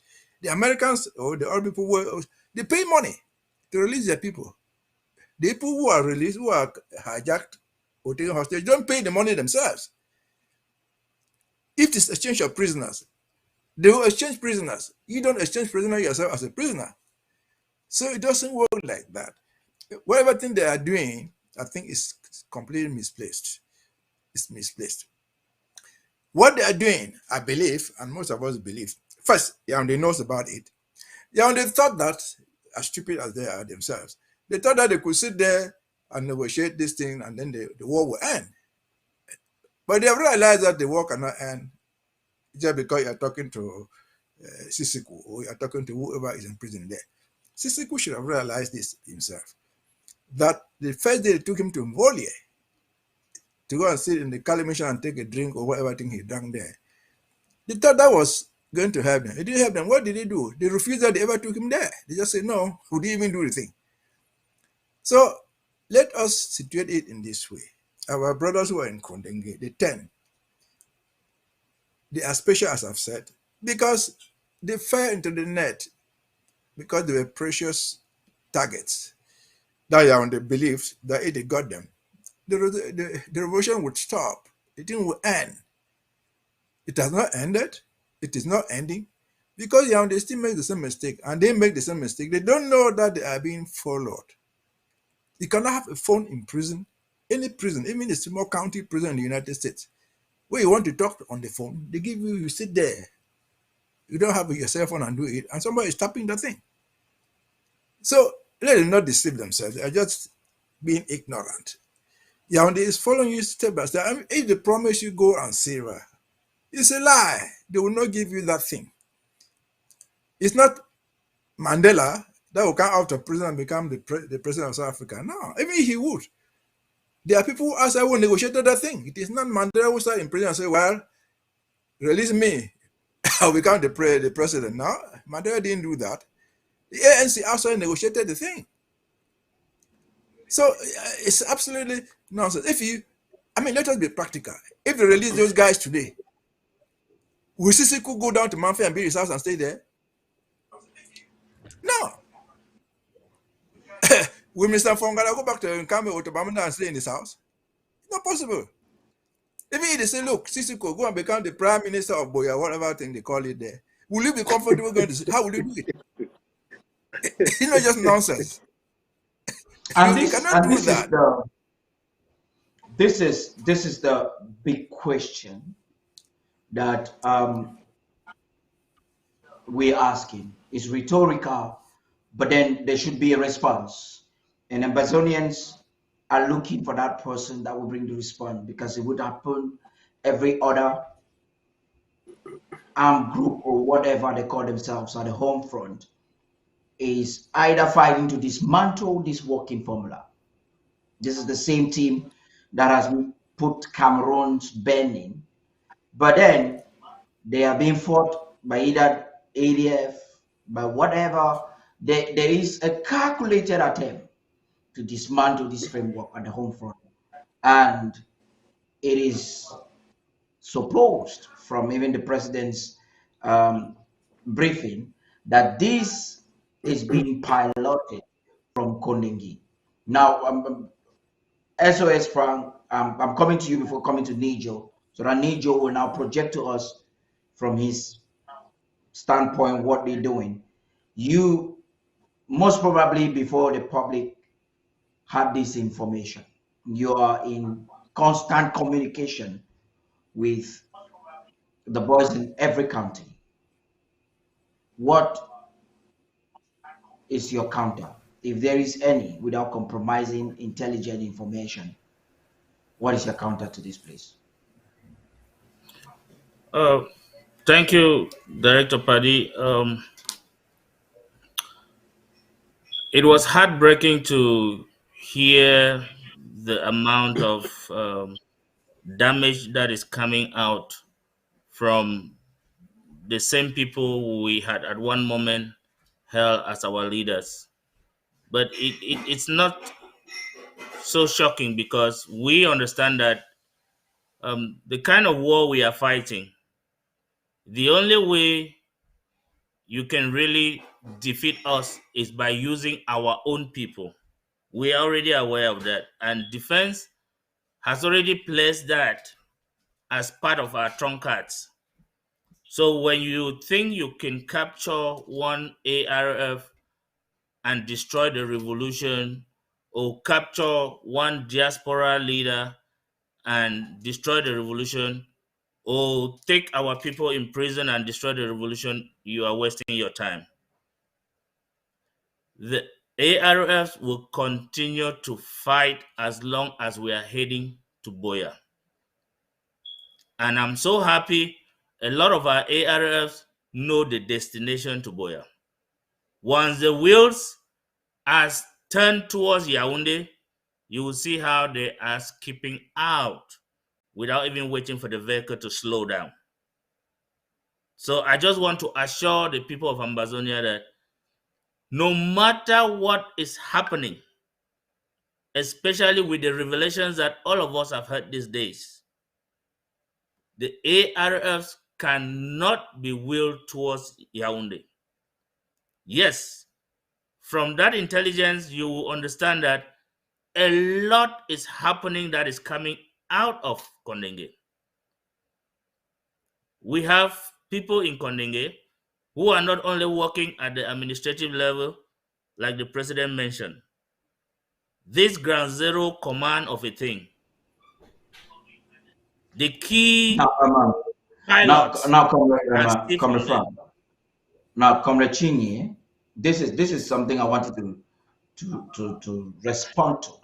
One, the first step of any solution or any administering any medication as a medical practitioner, I'm not one, but I know the first step is diagnosis. Yep. I know this diagnosis, you did not make them on Thursday when the president was speaking. This is something you're cognizant of. Yeah. Can you confidently tell Ambazonians that you have a sustainable backup plan that is already in motion?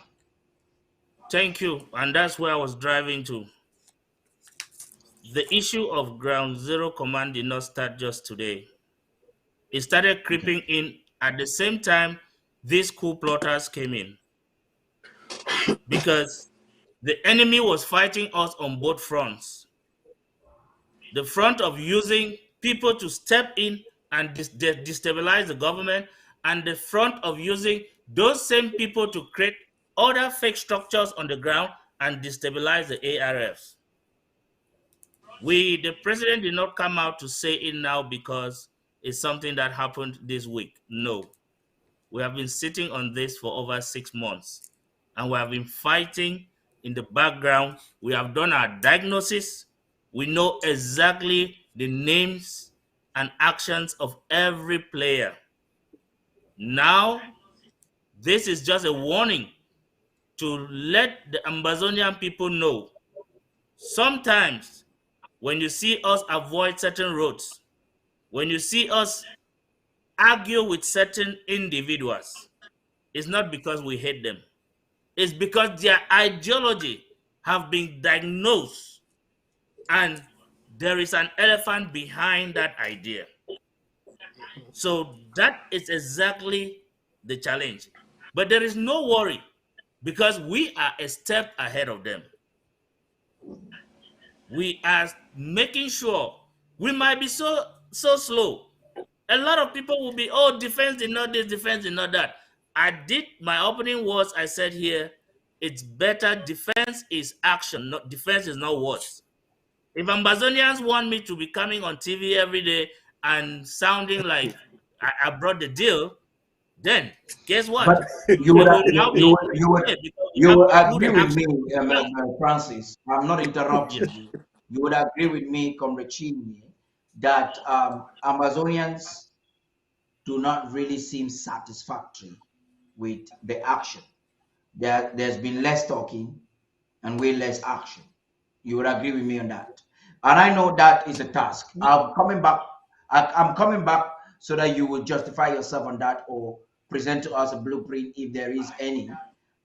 Let's not divulging information that you do not need to.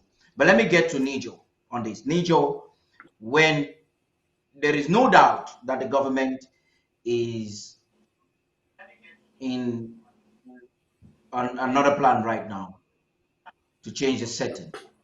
And we and Amazonians are giving their confidence to this very government because the government has done it 1 time, 2 times, 3 times. This should be from 2018. The government of President Sako has proven to Amazonians that in spite of the complexity, they are capable of sustaining and providing leadership. You are pivotal. Your department is pivotal in enhancing this. What are the projections? Please talk to us. Yeah, Director Padi, thank you.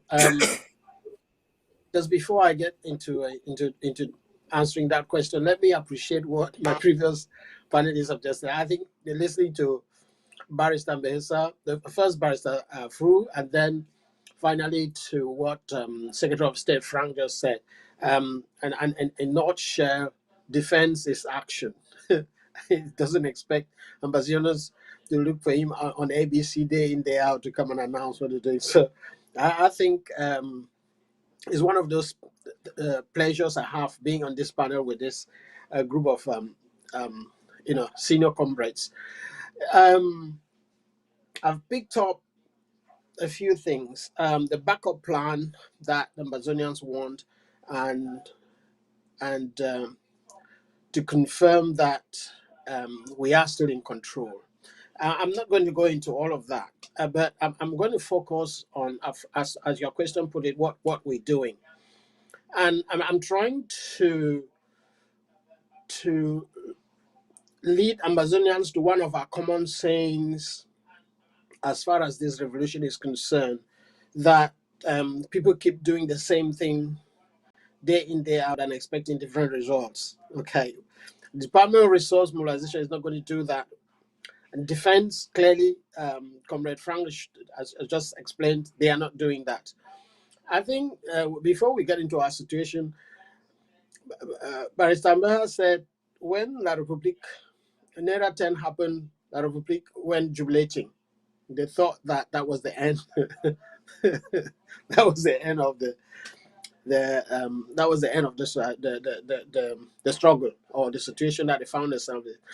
And what happens? Up came Dr. Sako, and things have been going on from there to where we are. Amazonians who are a bit worried now about what is going on. Yes, we cannot have a car running on 4 tires and all of a sudden we have a tire puncture and people expect that car to keep moving at the same speed. No, you cannot ignore one tire in the car driving. Yes, we cannot pretend that our house is what it used to be this time last year. We have issues in Need our your house. just for fun. I'll let you speak completely. You brought in this one tire again. It's serious. You brought in this one tire. Go right ahead. I understand you anyway. Go right ahead. but I mean, there are many ways of as they say, killing a rat. But I know Ambazonians will understand this.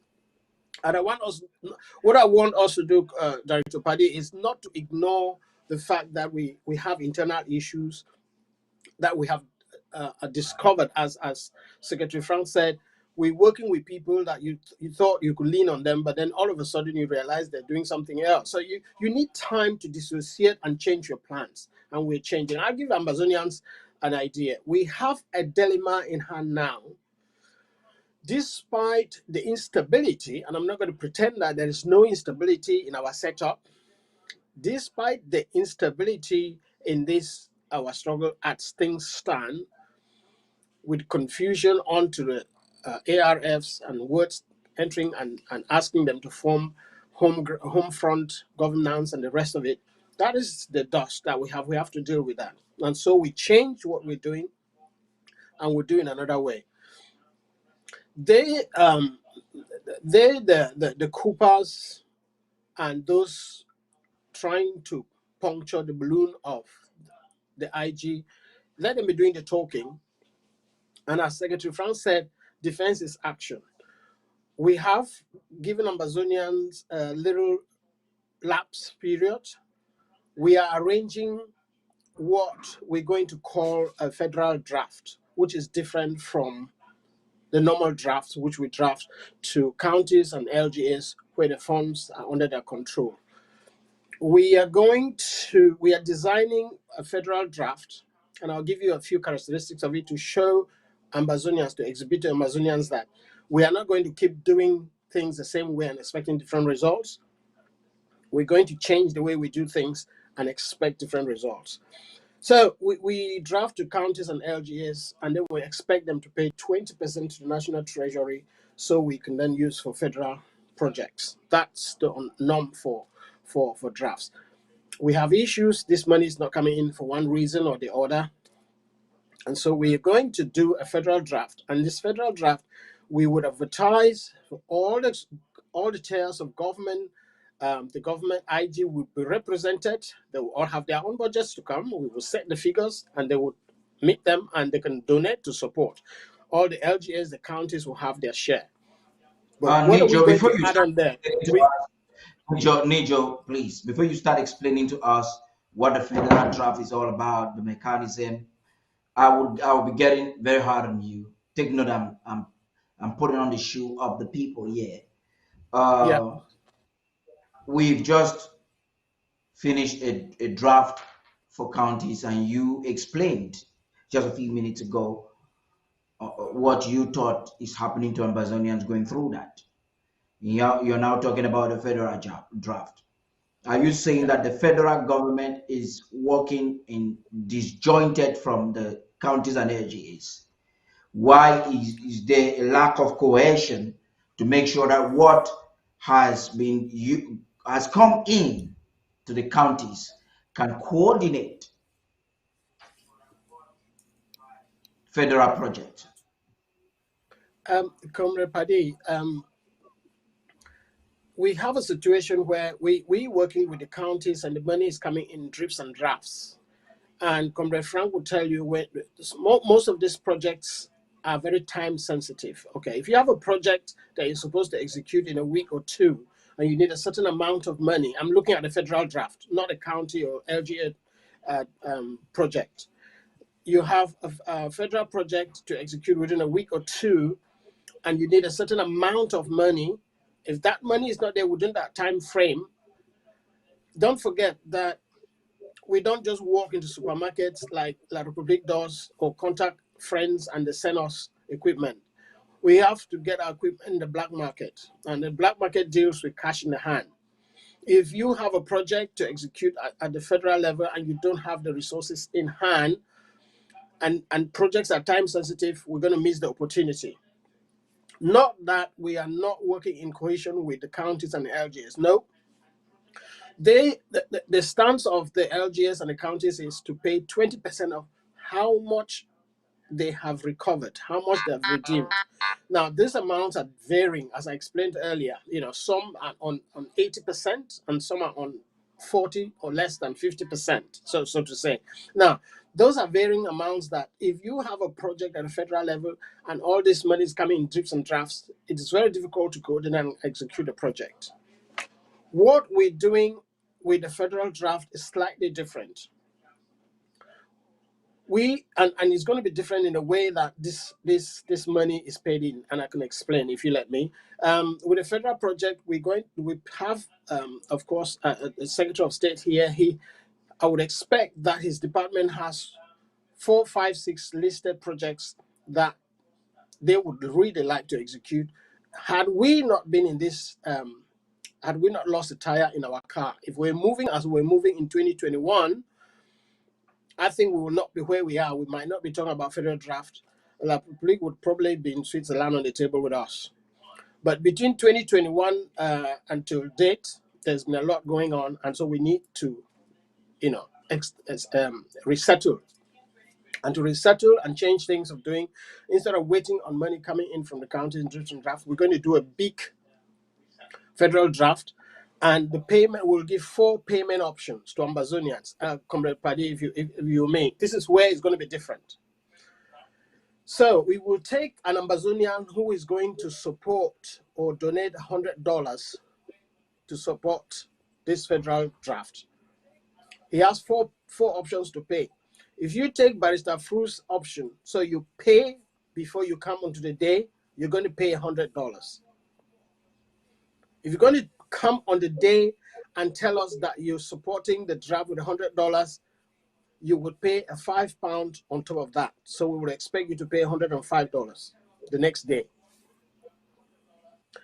But within 1 week, if you don't pay the $100, that doubles. You'll pay $150. So we will give you the option. So it's option 1, option 2, option 3, and option 4 when you make your announcement. So if we've done Barrister Fru's option is, sorry, Barrister, this is meant to be a compliment, not an embarrassment, because you always pay up front. So we would expect every Ambazonian to make the payment for the federal draft up front before we sit on the day to draft. And so when you're calling and give your name, you've made your payment already. Option 2, if you're calling to tell us that you're donating $100 and you haven't paid it, we would expect you to pay $105. So you're on option 2. If you are paying $100 and you're going to pay within a week, then you would pay plus half the amount that you have pledged. That's $150. And option 4 is if you're going to pay above 1 week, you're going to keep that money above 1 week, then you're going to pay double. So you're going to pay $200. Did I sink in? And So the objective of this framework is to ensure that redemption is more robust. Correct. Yes, more robust, and the easier option is to pay upfront before the day to pay the amount that you have to pay. That's an affirmation that the plan at hand is hot, and like the elders would say, when the iron is hot, just hit the iron when it is hot. But please. I just wanted to comment a little bit to let our SOS for finance and resource mobilization to know that when IOC was working, it was very, very difficult to collect the 20%. Yeah. We did everything to collect the 20%. We did not succeed that much.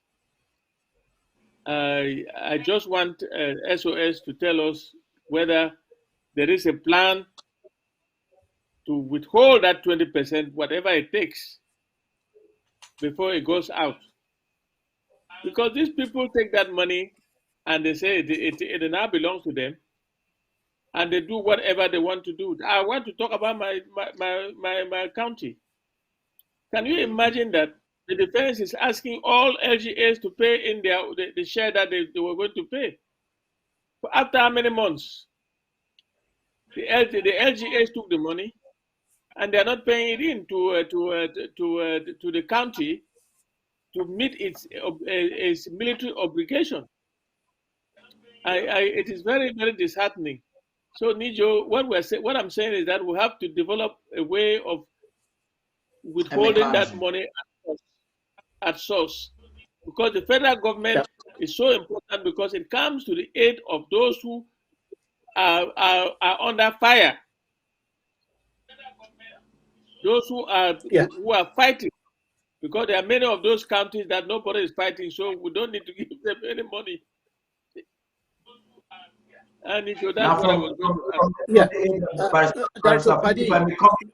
If I may come in there very quickly before you, Nijo, during the last APP meeting when Nijo and Madam Iringwa presented the reports of their departments respectively, I think this question was asked in almost a similar manner, and Amazonians were assured that there is a mechanism that enables collection. I also would like to add, before Nijo chips in, then we get to Barrister Tim Biseha, that you realized Coopers and a lot that were in government occupying positions just had ulterior motives, and they thought drowning the federal government was a way for their plan.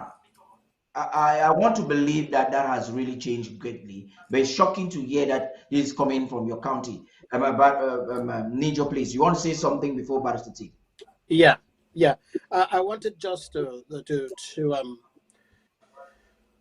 highlight what Barrister just explained, and of course also explain what we're doing as difficulty. So let's there are two things. Let us look at the money, the 20% aspect.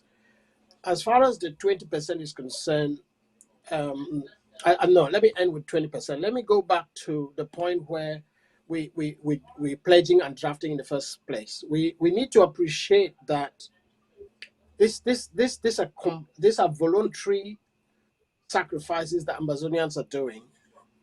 And the second thing I would like us to bear in mind is we haven't, and Barrister Mbesa would, and even Barrister Fu would agree with this, we haven't got the structures in place, we haven't got the mechanisms in place, we haven't got the courts, we haven't got the police, we haven't got the resources that we can push or get money out of people one way or the other. Even governments in functional states struggle to collect taxes. I don't have any figures to base this on, but I know that in most developed countries you have tax collectors and they still struggle with citizens. I think developing countries.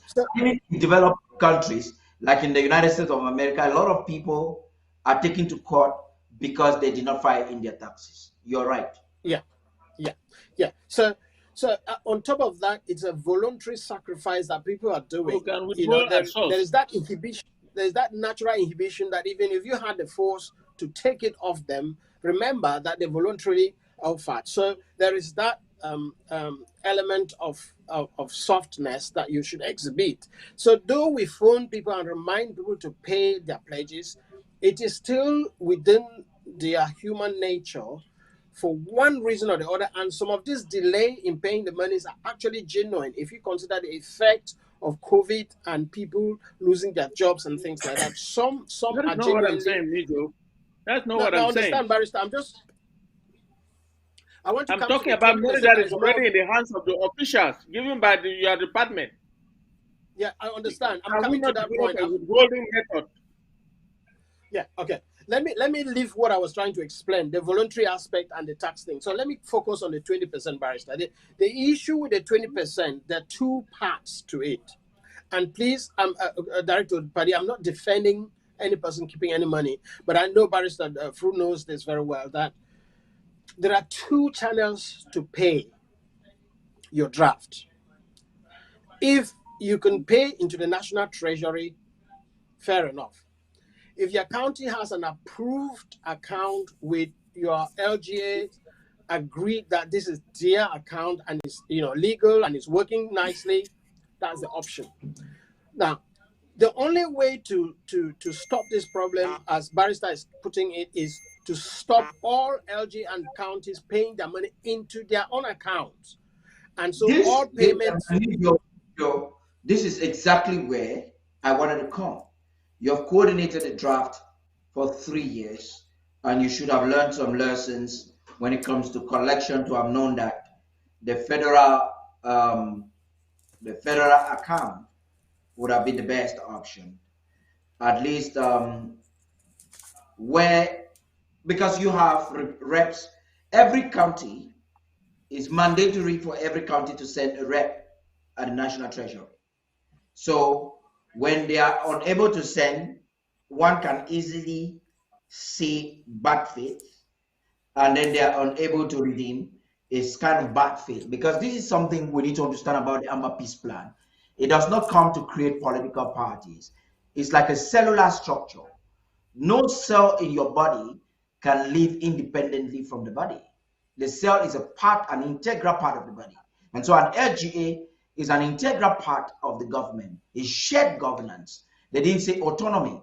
Because when you have a county or an LGA that collects money and officiates without consulting federal strategy, there's some form of abuse of shared governance there. That's autonomy. And I'm getting to you, Barrister Tim. You happen to be with the Ethics Commission as an advisor, and you speak all the time. From an ethical perspective, a legal perspective, what do you have to say in this delight? Director, I haven't finished. So no, I'll come back to you, Nijo, so that okay. I'll come back to you on that. Yes, you really you need to explain the formula to us well. But then I think it's time for Barrister Tim to really okay. I'll come back, but then when you give me the opportunity, I was going to explain the issue of 20%. And please don't forget that we're in a democracy. You cannot allow counties to self-govern themselves, create their accounts, and then you tell them not to use their. It's contradictory. We have to respect some democracy in the country that we're trying to initiate. We cannot impose on, and there are counties and LGS that if you impose that you have to pay through the National Treasury, they would quote to you what happened when the Coopers took away so much money from the bank account.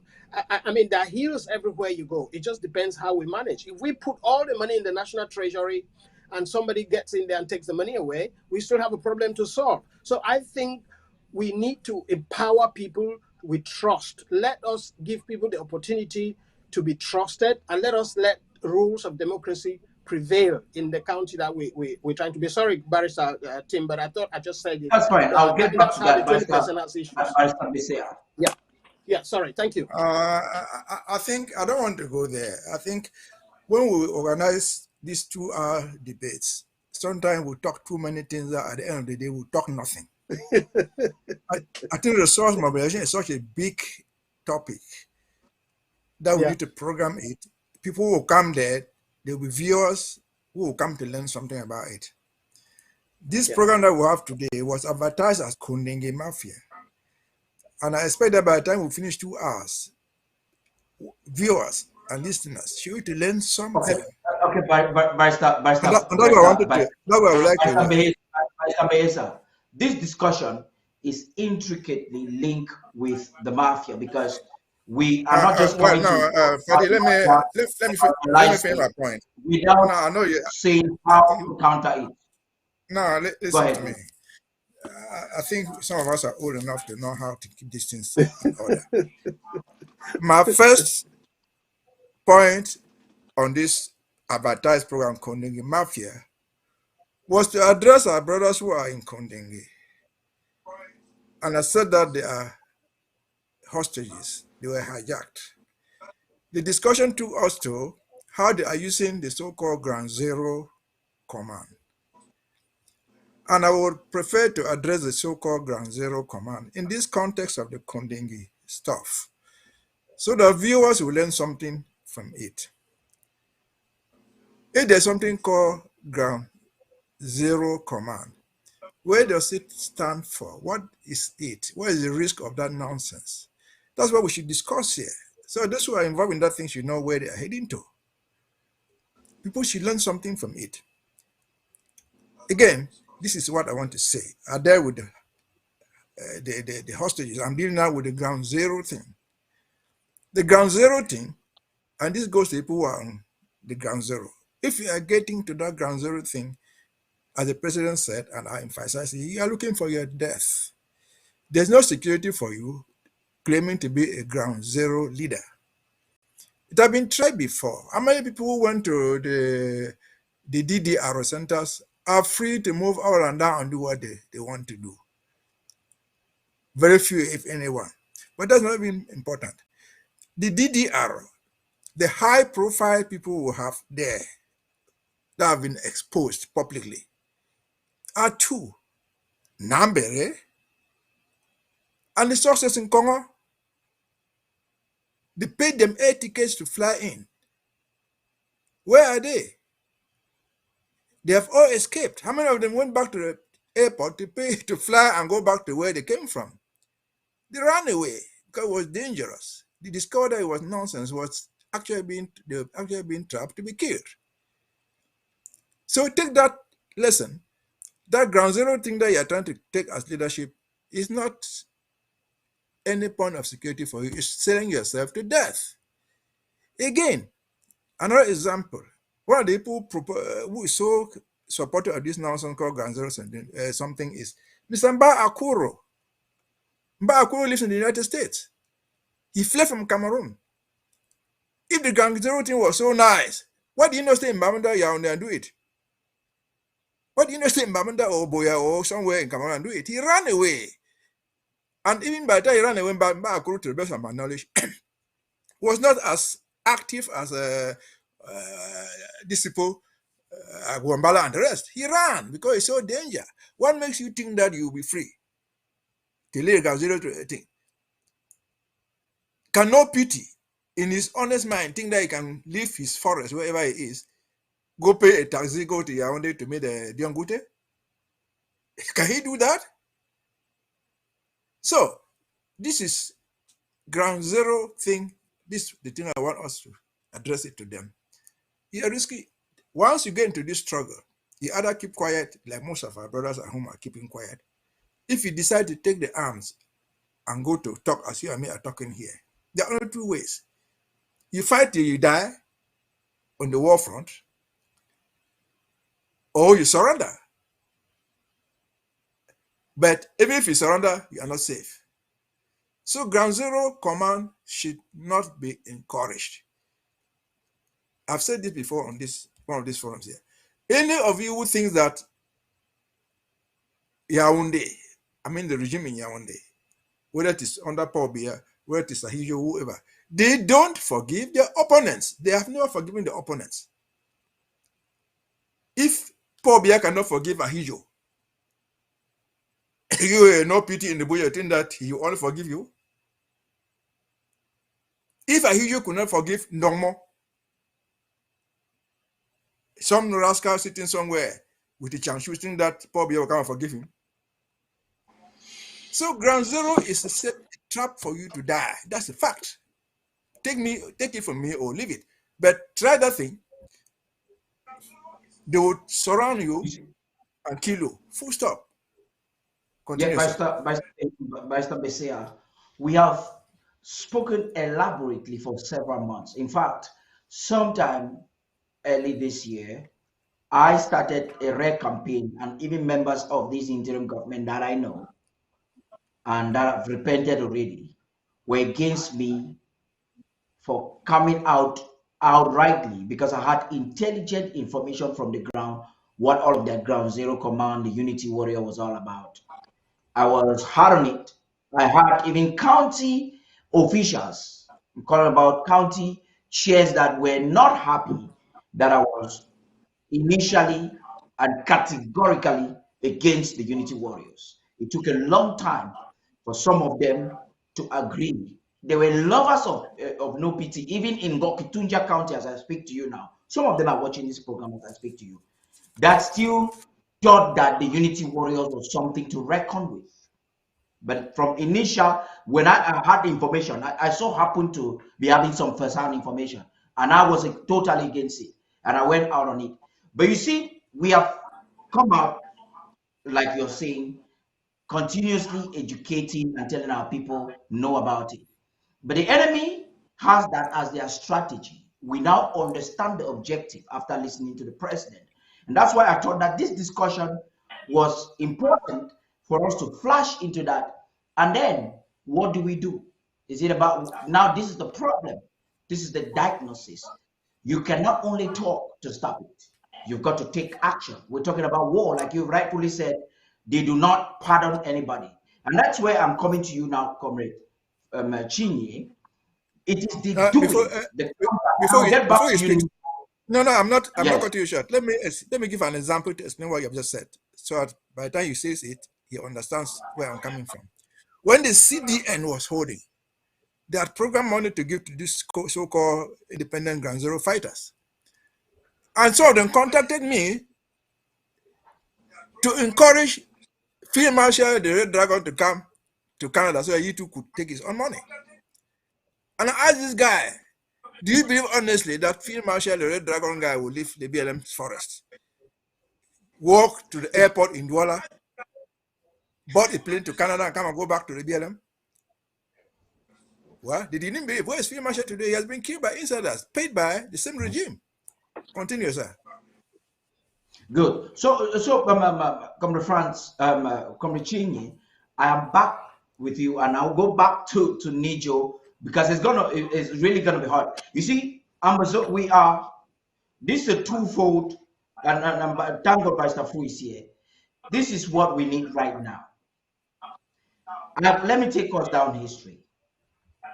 In 2018, before President Sako took over office as acting president, you had the man in Norway that was making noise all over the place with a Kwanga. These two individuals were lofty. They thought that they knew too much and they could listen to no other person. Unfortunately, President Sisiko did not have a direct self-defense plan, and that was weighing negatively against the interim government. It took strategy. And the strategy the president used at that time was to show leadership. He came up and said, okay, I'm going to fund everybody that is fighting Cameroon. It worked. He won the confidence of many. And that is how we're having the restoration forces today, fragmenting them into our counties. Right now, you have a problem on the ground. It has to do with loyalty. Money has changed hands. Nijo, you're going to come to this. You will respond after Mr. Frank. You are talking with these people. Do you know the master one for them? What do they need now? Do they need this federal draft as a way forward? Have they adhered to this? How are you sure that Ambazonians will come again for this federal draft and things will change? Or will not still get some complaint on the home front? Please talk to us. Thank you, Comrade. I think when it comes to the federal draft and the needs of our ARF on the ground, the first thing I just want to assure you, as you did mention down memory lane, how we got to this position. When you are winning, you do not really want to change your strategy. Since 2018, we have been winning. Our counties have been working hard to make sure they implement the policies of this interim government. And the ARFs have been adhering to those policies. However, we all understand that something changed down the road when some of our fellow comrades thought they could do it better. You know, sometimes when you sit in the passenger seat, it's easy to see, the vegetation and feel you can do it better. But until you are on the driver's seat, before you understand, that vehicle is pretty much heavy and you have to be careful because you are dealing with lives. So this is to answer the concern that a lot of our comrades and the entire Ambazonians are worried that the firepower has slowed down. Yes, it did slow down because some passengers in the vehicle started vomiting inside the vehicle. We needed to clean up the vehicle before we continue to run at speed. Things are gaining ground, and in the days ahead, firepower will drastically increase. Now, there were some impediments that we ran into, which Nijo kind of already outlined some of them, which actually caused part of the slowdown. And in a strategy to revamp things to the level that we are looking at, with our current expectations, we need to do some funding at the level of the federal government. Not because we are disjoined, no, but because there are some strategic projects that the commander in chief will not go down to the local governments and the counties to brief them on a one-on-one before the funding is released. We all understand a lot of people Yeah, in that is this. time consuming. What's that? That could be time consuming. I said, using That that could be procedure could be time yes, consuming. exactly. Not only time consuming, but project compromising. So for Yeah, security because reasons, we'll leave it at that level. Now, when we talk of federal funding, there are certain, missiles that are leaving from the federal government to hit the enemy that we do not need to expose much about that. So based on and that, I wouldn't really want you to talk much or further yes, on that. I think you have spoken exhaustively, and I would advise that you stop now. Nijo, I'm coming back to you on Barrister Fru. just I'll get back to you to give a closing remark to this. And there's something which I personally would like you to hold it for now, especially when I look at Moja Moja. In fact, let's hold it for now. Now, Nijo, I want to come back to you. You see, democracy is not hypocrisy. Democracy is not democracy, meaning that democracy has to do with civility and people organizing themselves. As a democratic behavior, when you are given or when something is called shared governance, you abuse power. Democracy uses what is available as a framework to ensure order. That can be interpreted in any form. We have had situations over and over again with factions of government from LGA levels. You just heard what Barrister Fru was saying a few minutes ago. Either willingly or unwillingly not doing what they are supposed to do. Now, you have responded very well, whatever you responded. But do you think that from the lessons we've learned, there is a way we can do to have these accounts managed in such a way that LGAs cannot independently just decide what they're supposed to do? Again, that is not necessarily democracy. Even in a federal state, if we are at war, I understand that. Even in the United States of America, there are some coffers that are managed from the federal government. Do you have any of such plan that will facilitate your work from from bottom top or from the grassroots into the federal government? Maybe to avoid this in the nearby future.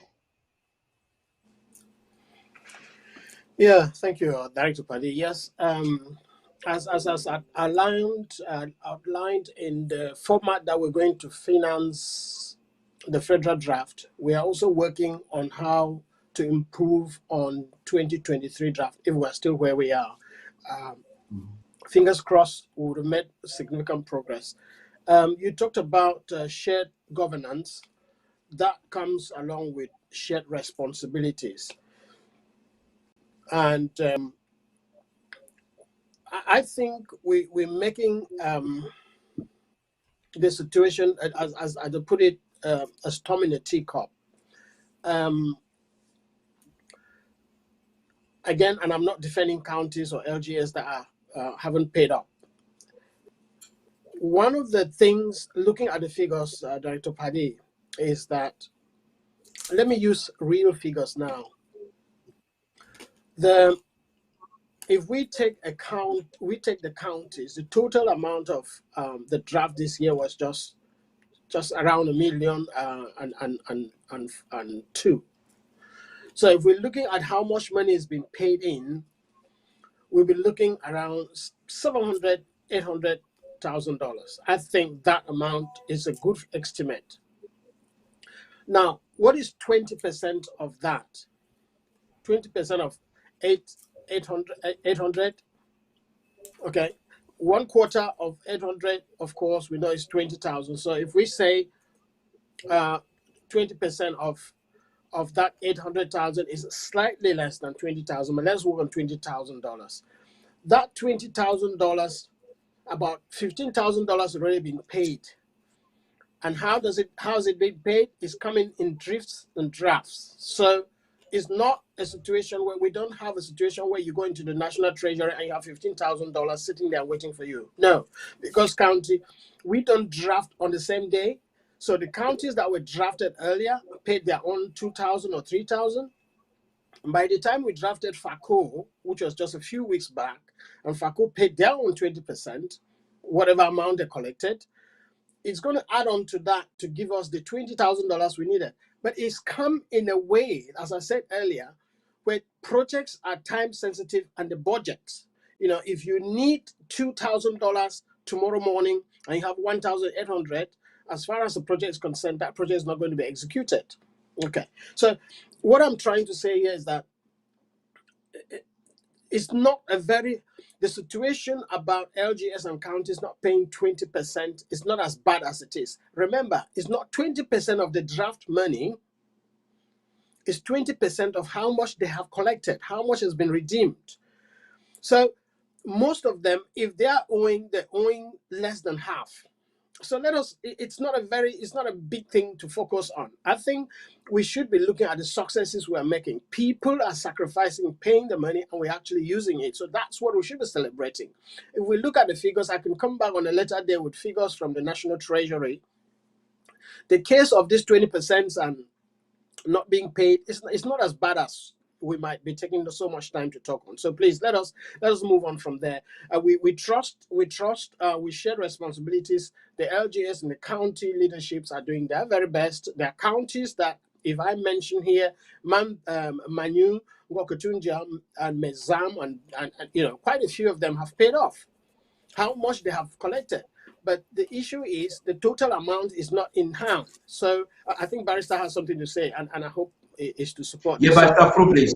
Barrister Fru, you want it's to not as bad. It's not as bad as we say. I want to please, Barrister Fru, go ahead.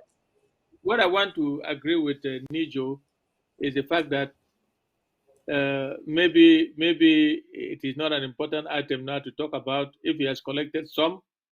From what I know, we struggled, Miley and myself, who couldn't collect the 20% at the time that IOC was functional. Having said that, let me take us back to this Kondenge thing first, because it always comes back there. Look, Kondenge has been doing its worst on the ground. They have been spending money. My question that I ask is, where is that money coming from? It's coming most probably from the enemy. It burned my heart when I saw equipment that we have bought, that we struggled and drafted and bought, being displayed under a different banner. It was sickening to see that.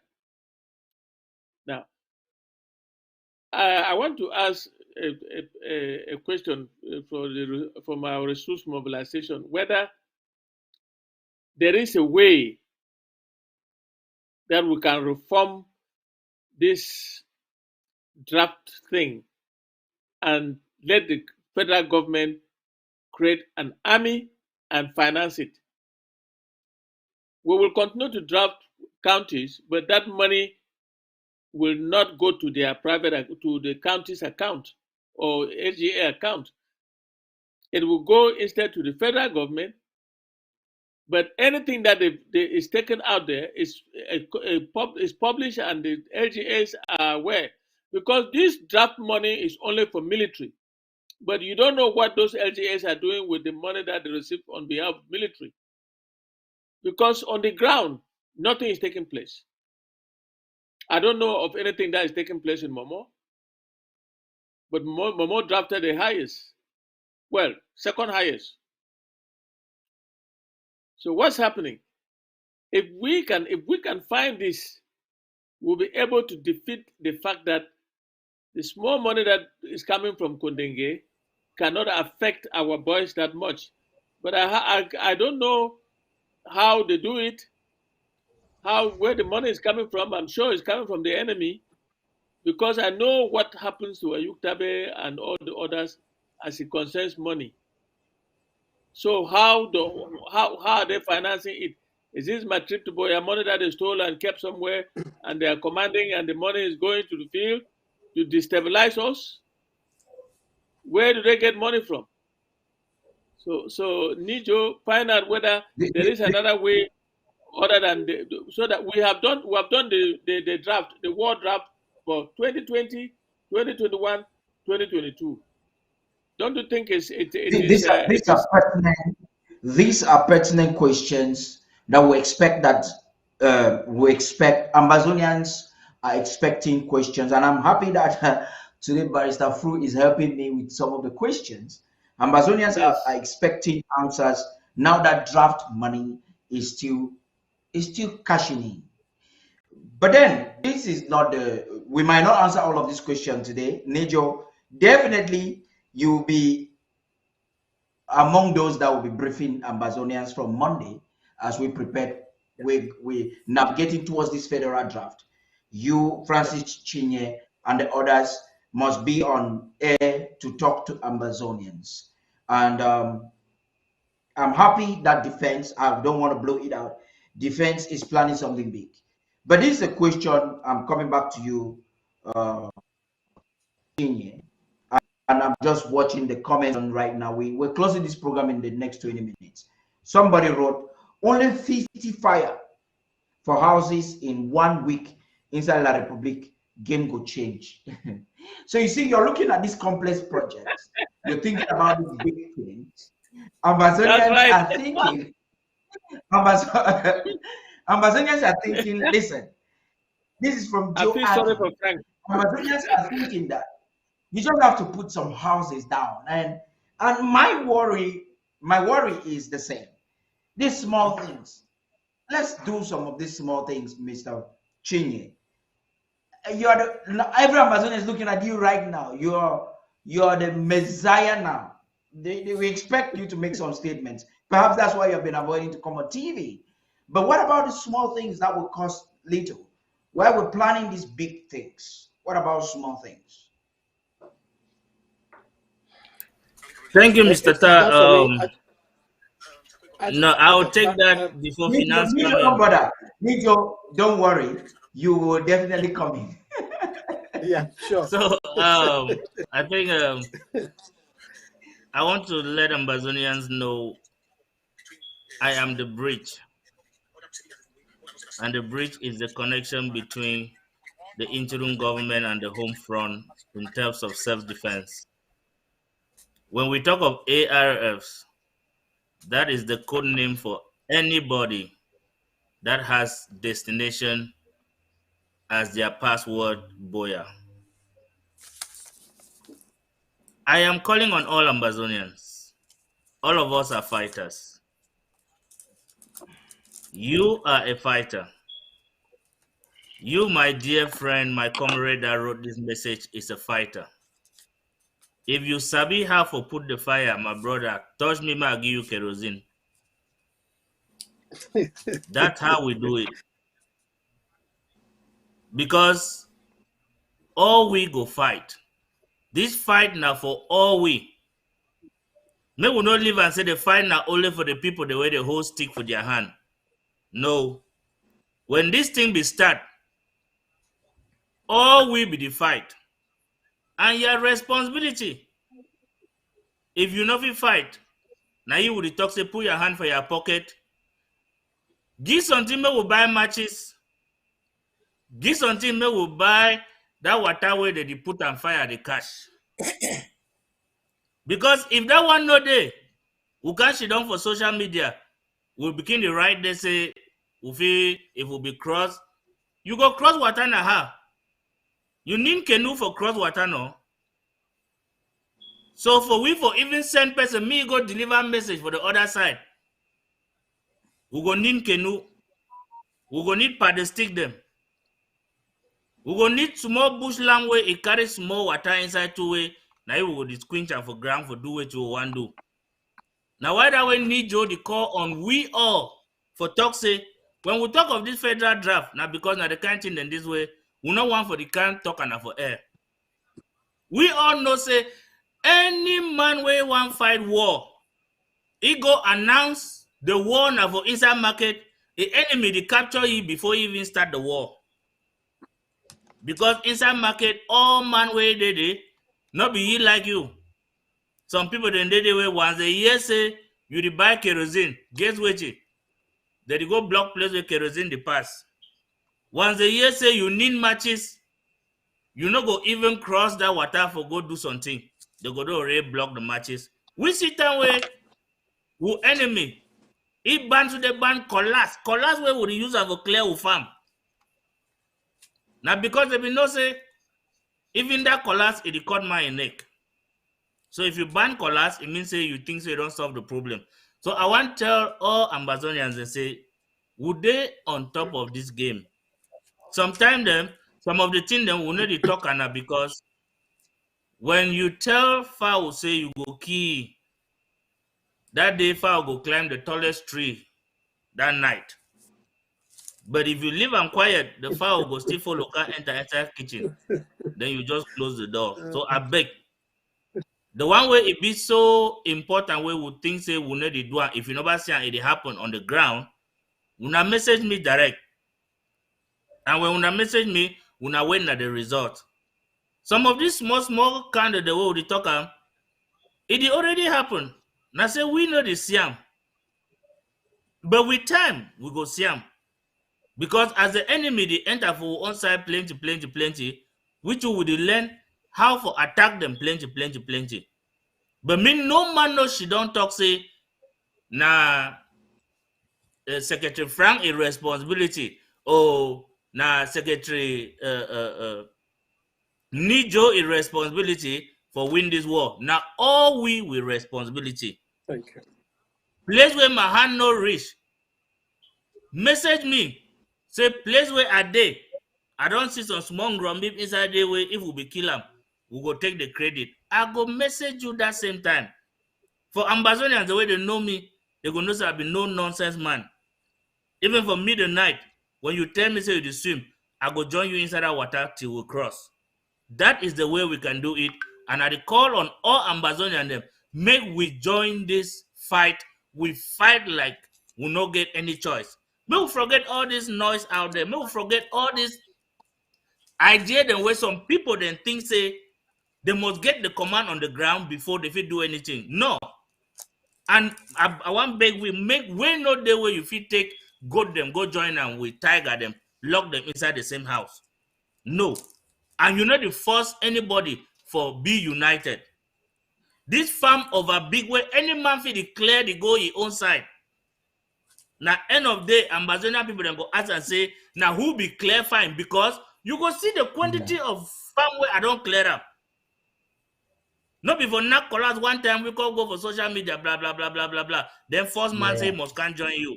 I beg una, me will leave that one. And if anybody call you say he want me you na he join, make he put the video like I put my own now. He tell you who say he did. Because people then they were chain and handcuff them with their hand, but they don't put phone for their ear.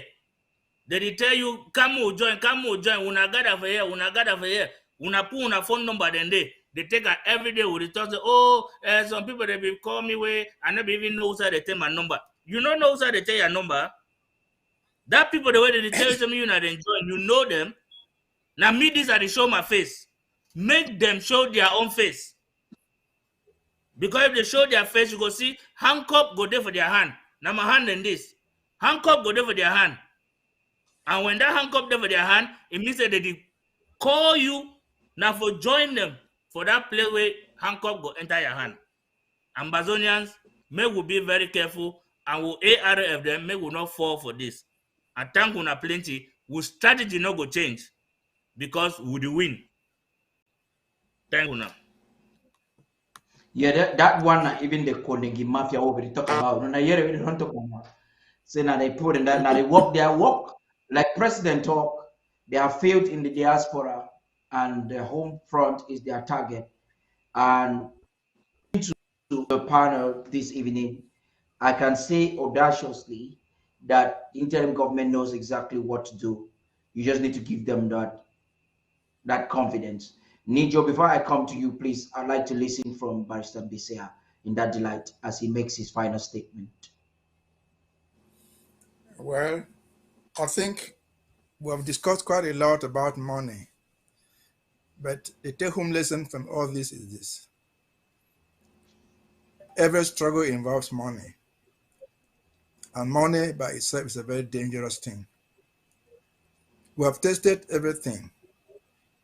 Just like in the Bible, Judas was one of the 12 specially called.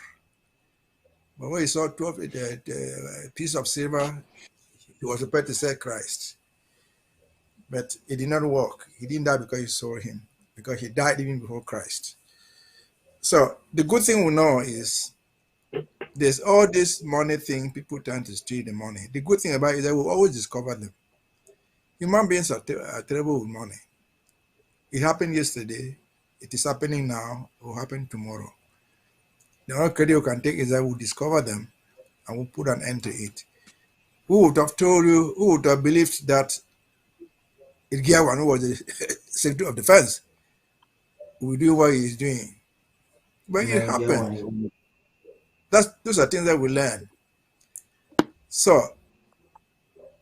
when we raise money, it is almost sure the people who put their hands into their pockets and pour our money are always the minority. What we can say is to encourage them. Don't be tired of what you are doing. When freedom will come, maybe you'll not be alive, but you would have taken your share of the fight. So money, let us give the Nijo, the defense people, the credit for being smart. But they cannot be smart, they cannot be human beings, they cannot be God to be able to close every single hole. But we've tried to close all the necessary holes to this. And since this is my last remark, again, to our people in Kondingi, be careful. The enemy does not love you more than yourself. You are just a hostage. Again, hostages don't free themselves. People free hostages. To those in Ground Zero, talking about Ground Zero front where command, ask those who are encouraging you to do all this, where are they? Why are they not on Ground Zero doing it? Why are they not doing it too? If I want to encourage you, this means in the United States, let me come to Bamanda and join you there. But they will not come because you don't even have a ticket. But if you have a ticket, they will catch you, they will kill you. So why are they encouraging you to go into this danger? When you're hiding in your corner with your chang shoes and fighting the war, they are telling you to come to Bamanda town and be the commander in general. You will not survive the next 24 hours. You will never be Madame Mundi, who will be flown from a North airport to Bamanda with the Pajero inside the helicopter. You will not. You will not be off to Nambere or sources in Congo, who can find his way through the bushes back to Nigeria. They will get you. So stay away from it. They are leading you to your death. Again, those in Kondingi know that I'm not the one saying it. The enemy is watching you day and night. You don't know. They are watching you day and night. They watch your activities. You ask, how did they get, Mr. So ask, where did you get money to go to give to all this? They have money. Ground Zero, the government is prepared to give you any money that you want. They are desperate for an answer for an end to the war. What is that? What is the money concerned to? The one that they've been stealing billions. They give you 2 million. That's no money. So they have money. They have money. They're not counting on our money. And again, to end it, this idea of drafts came because we want to raise funds to fight the war. President Sako is the only one who ever contemplated a defense, a military defense. Sisi didn't have that. You just thought you could collect money and go and make some diplomacy and succeed. The SCNC did not have, nobody had that idea. But it has turned out that what the enemy understands is an eye for an eye, a tooth for a tooth. They kill 5 of our children, will kill 1 of theirs. They burn 5 of our houses, will destroy the row of 1 of theirs. Then they know how the pain is. Thank you, gentlemen. Thank you, comrades. And it is so sickening that this one thing that is working is what they are targeting to destroy so badly now. So badly. I'm going to come back to you, Comrade Frank, to give a closing remark. Let me go first to Barrister Fru before coming to Nijo. Nijo will be second but last to conclude, and then Comrade Frank, you're going to tell us one more thing, because whatever you say seemed to be very enticing and romantic this evening. Ambazonians would like to listen more to it. They want to hear some firepower. But please. Yeah. Thank you, Paddy. I want to state here and now that we are on the right track. We are doing better than Eritrea did at this time. All revolutions have had this kind of things happen, but we are standing tall, and that is why I send my 50-gun salute to the restoration forces on the ground. They should not be discouraged. They should fight on. Like the president said, those are the only ones that will arrive, Boya. Anybody who turns his gun against his brother, whom they have been on the same camp and fighting together, will not live to tell the story.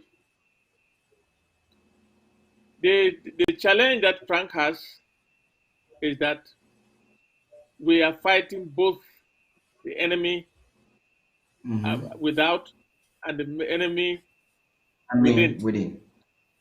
within. And so, Frank, you have a tougher job to do. I don't know whether in your strategy you are also taking into cognizance that we need to take territory and keep it. Take territory and keep it, and put whoever, whether the army, our forces, in charge while we advance, because we have been fighting defensively for too long. I am encouraged by what you said, Secretary Frank. It has laid a lot of people at ease about this firepower now, because we are preparing for one. And I know, knowing you and knowing the people that work on that, I have confidence that you will deliver. And let La Republique not think that they can run away from the fight and use our people. That's what has happened. La Republique is not effectively fighting, but that should not stop us from bringing down whatever structures they have in our territory. I was encouraged to hear that popcorn has increased to granola and corn. Not a popcorn. So popcorn is not something else. You know something that's wonderful, Mr. Fruit, is that granola has been added to popcorn. That's what I'm saying. Yes, granola has been added to popcorn, and a lot of things are happening. One thing that's sweet about this whole thing, Barrister Fruit, is that whenever we want to get into a no phase, yes. No, I'm giving you the floor to conclude. Whenever we want to get into a no phase, they themselves predict it on their TV. They do that all the time. They are already saying it in La République du Cameroon that one of these days we will get into a new level. They are saying it themselves. Go ahead, please. Yes. And secondly, Frank, you have to look at what is happening in Bamenda. Their forces are under detention in Bamenda. That's no longer news. And the reason being that they don't want to be killed by by whatever, because they have been killed enough. So they send them to the war front. They say no way, and they catch all the gendarmerie detention centers in Bamenda are full with the military people because they refuse to go and fight. But that should encourage us to make sure that their structures are down. When they are down, we take over command and keep that territory. Keep that territory. That is the only way that La Republique will run away. Or the French will now see that the matter is worse than they thought. And I'd like to congratulate Nijo and his team, because so far they have delivered. They have delivered for us to have the firepower on the ground that started growing since 2020. 2021 was the peak, and some people were paid heavy money to bring us down because of 2021, the successes of 2021. We have to develop another strategy and making sure that they bleed, and not only bleed, where as soon as they carry their corpses, we take that area and keep it. I'd like to thank everybody for debating these issues with me, and I'd like to thank Paddy for conducting a very important debate. Thank you very much. Thank you very much. Nijo, there's a question that's bubbling for me for Frank, so I'm really waiting for you to just take all of this applaud and give us that last word. So that there's a question Barrister Fu has been asking. Our Amazonians want to hear an answer, so I'm going to amplify it. Perhaps he has been dodging this question, so he's not going to dodge it now because I'm planning. That's the last question for him. Go ahead, Nijo, please. Is that me? Yes, Nijo. Oh, Comrade Paddy, you want you're doing this? Nijo, you're doing this thing the wrong way. You tell like you don't overstay for outside. We're there for house with two big people. Then you let them talk first. The people you come. I mean, if you listen to the point is there are two big people, and then you are the one holding the money. You see this thing. Yes, the money is in your hand. Oh, okay. All right. If that money palava, I mean talk. I mean, listening to Barrister speak. What else can I say? The final was. I mean, Barrister Benson said, "Who's that man where he talks to me, you big ground commander? Who's that there?" I think if any IRM can answer that question, then they should know where they are. You know, then where is the person that is telling you to have a, what do you call it, homegrown commander or whatever, you know? So thank you, Barrister. Thank you, Director Paddy, for giving me this opportunity to share the wisdom with this great man. He also said, you know, it's no secret that the Republic is using chicken feed, you know, to confuse our poor ARFs. It's no secret about that. But as the Barrister also said earlier, everything they do is, they have always thought that it's going to end the struggle. You know, when Naira 10, they thought that was it, didn't work. They have gone CDC, come back, what is called as the CND, CDN, it hasn't worked. The APN hasn't worked. Dialogues hasn't worked. You know, so what is it that they haven't tried? My concern is only those Ambazonians who are not very patient, who don't seem to ever understand that La Republique is a very desperate, desperate dictator who, to, as far as they are concerned, Ambazonia does not exist. But the good news for Ambazonians is, when is the last time you were referred to as terrorists? And when was the last time, or the last time you heard the foreign media, or at least people of UN at the UN quarters, talk about Ambazonia. So, if this is not measurable progress that we're making, think about actions on home front. And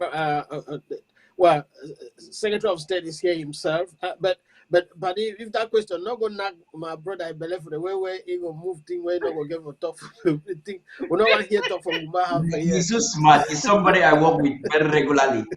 He's a naturally very smart person, but Amazonians will not take me lightly on me if I let this go. I must take the position of Amazonians. Frank, take territory and hold it. Yeah. So just to round up, I think, Comrade Paddy, I think as far as resource mobilization is concerned, this should not be my final word. What do you call it? Conclude. What's the term? No, it cannot be your final word. Yeah. So please invite me again to come with perhaps my team and come and explain to Amazonians what we're doing. We're very happy, and people can send in suggestions of what we can do. But I remember Barrister Fru was quite concerned about payments and how we can correct this going forward. I mentioned earlier, probably without details, that if this time next year we have to do, come March, April, we have to do Award 23, there are a few knocks and corners that we're going to straighten from this year. Each time we learn lessons and we adjust. One good thing is that very few counties that actually have bank accounts, so about 7 or 8 counties still pay into the National Treasury. That's why I was saying that it's 20% thing we can deal with. One other secret I'm going to release to this panel and those Amazonians viewing tonight about the next draft, if we have to still do it, is that the records for this year's payments to National Treasury will be looked into. And if a county that had money in it and did not pay their 20%, or just call it a federal allocation, not 20%, whatever it is, and did not pay the right amount of their federal reserves in the National Treasury, would not be used next year. That county's account will be frozen for next year at least. If your county has paid the due amounts and you have your accounts, you'll be using it.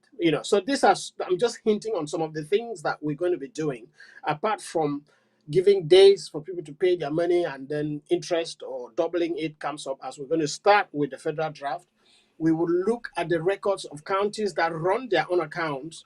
And if there are question marks, those accounts will be frozen for next draft. We will only use counties' accounts that have clear and transparent account to say we collected this amount of money, we were due to pay this, and we paid it.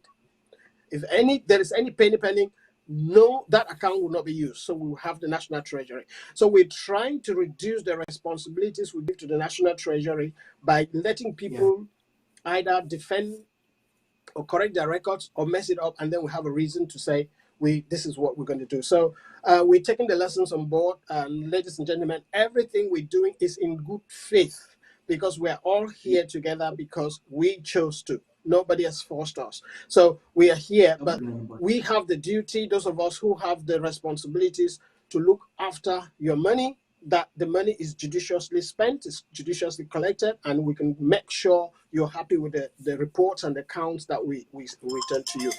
Or otherwise, it's a fair responsibility. Thank you, Director Paddy, and I look forward to your next invitation.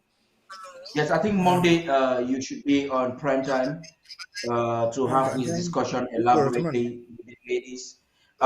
Thank you very much for opting to come. You see, I finally provoked you, and you're now spewing modalities, which is what it is. The people. I think I'll have to mute Barrister Besea. I need to take away some music for me. He is not helping us make sure. Okay, so you see, Ambazonians during such critical times are looking for a government, the full function of government in spite of the challenges that we're facing. Yeah. There are challenges. There will always be challenges. What definitely for is the use of a government. If we do not, if the government, you are the one that's always telling us government is there to solve problems. And I'm happy that problem identified and related to you already has a solution. That is appeasement, particularly for those who are the stakeholders. They are enjoying what you're doing right now, and it shows why you are the right person there at this time.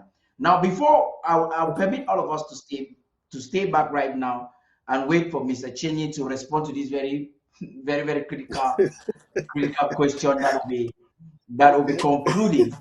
Before that, we pipe down to this. This is very instrumental. It's very amazing, and I'm sure you will also enjoy it the way I enjoy it after listening to it for the first time. It's how do I put this? It's revolutionary. It is musical. It's something that Amazonians need at this time. We need people that are audacious to do this. While others are hand clapping, you have a few that can do this. Let's wait after this music break. Mr. Frank will be concluding the program.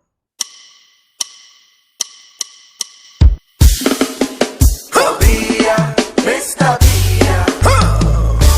Bia is a bastard. Come on. Bia, you vampire.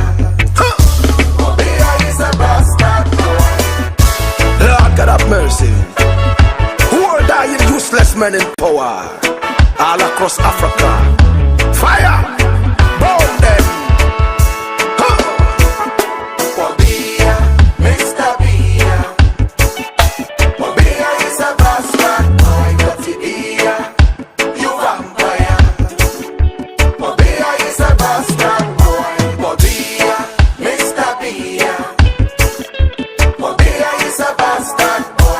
Bia, you vampire. Bia is a bastard. Run away, you greedy. Run away, you vampire. Run away, you murderer. Run away, you bastard. See them coming, see them a shooting. Everywhere just a blam, blam, blam. Women are dying, children are dying. Everywhere just a chaka, chaka, chaka. Greedy man, about to follow. Like the one, Dumpty. Old and sickle, power freako. He wants to pull down everybody, body. Run away, you greedy. Run away, you vampire. Run away, you murderer. Run away, you bastard. Run away, you greedy. Run away, you vampire. Run away, you murderer. Run away, you bastard. I cry for Kwakwa. Yaounde Douala. Makomba Minda. Melof Munyenge. Bafute Nazi. All of them are crying. Bumbo clap. Bobia the bastard. It's important that we play this. No television house in the Cameroons will play this and will not be shut down. I'm just, and this is suitable for the consumption of that community. Fortunately, we are beaming the airs and nobody can stop us. Thank you once again, patrons, club members. Thank you for making this happen in our time. You're making history. Now I've been following the song that has a very, very comment and to you again, Mr. Chinye. You do this in combination with, he says, my little contribution is that in the presence of the Amazonian Restoration Forces, let the IG create a special unit known as the Press Guards, whose mission is to reinforce home front, the defense operating in cross-border operations and steering the revolution to its final destination, Boya. This unit must be sponsored by the presidency, the IG, and not the local government areas. You see, this person perhaps is digging into the spirit of your think tank and your federal strategy. I'm not fast forwarding or forwarding my mouth to say anything, but in reaction to this, I'd like you to also tell us, when are you going to start holding territories, and so that we say no fly zone either in Muyenge, Indian, when we start holding territories and telling the international community we mean business, every economic activity. Look about a cock. The Cameroon government is making close to $1 billion CFA weekly in a cock. Think about it. If you can have that, what else will you need to enhance home front? So talk to us in conclusion, please. Yes, I see Barrister Fro. he's honestly waiting. My response to Ambazonians is, we are working so hard to make sure things are going the way we expected. If you can bear me witness, you will see that between 2019 and 2020, we made a lot of progress at the level of self-defense. And in 2021, we were at our peak. If you can remember what happened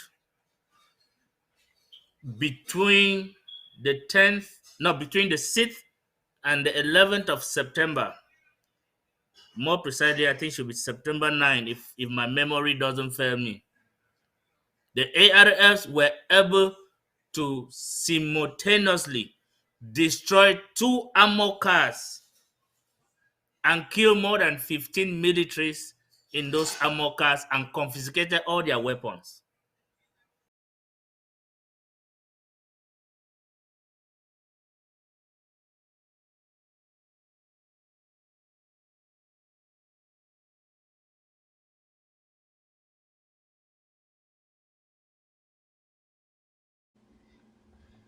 Never mind, he will definitely, yeah, he will come back for this. I'm going to ensure that he Are you the one who concludes froze him? this. No, I cannot froze him. It should be from his end. Why I try to connect him, because this is a vital aspect of our discussion. I'm going to try to get him to reconnect. Why I try that? Let's keep listening to this bastard man. Keep on. Stay tuned, please.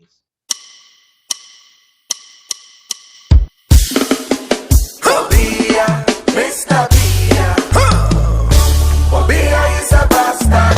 Come on. Bia, you vampire. Bia is a bastard. Lord God have mercy.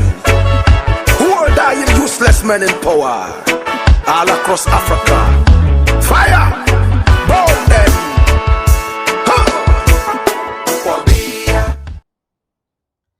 Yes, SOS, you're welcome back. I think your internet or connection or something shot you. The floor is all yours.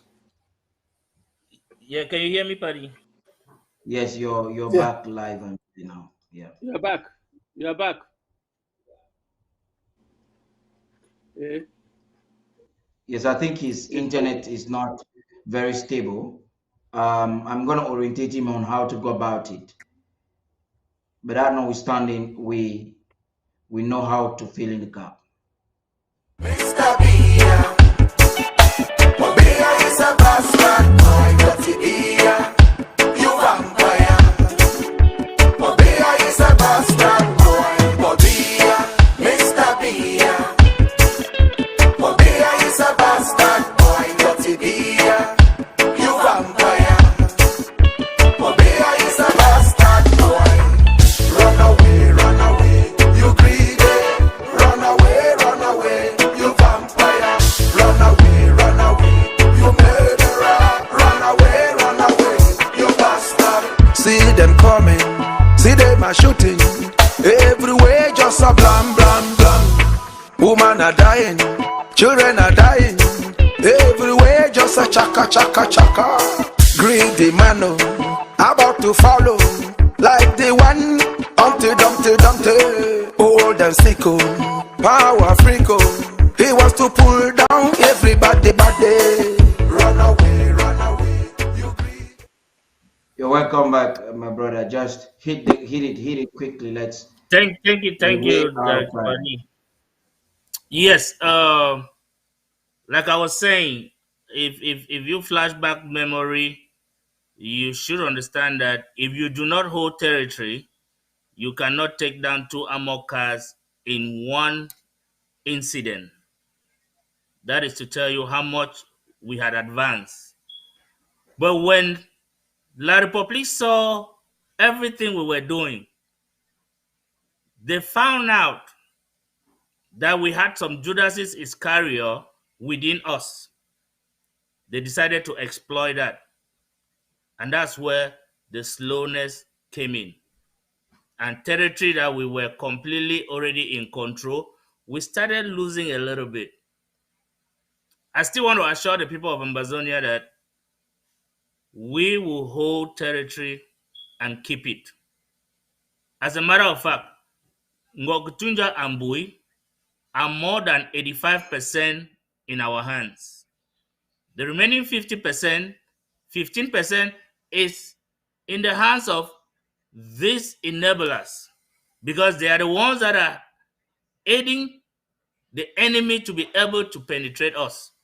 But we are totally in control of those areas.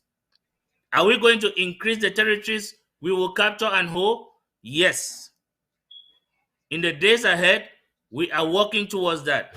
Now, to talk about the special forces, you know, I want Ambazonians to take their mind back and remember we talked about federal marshals, fought so hard, contributed so much money to see that the federal marshals are in place. And how did it end? We all know the answer. Because the people that were carrying this flag, they were interested in the money, not the action.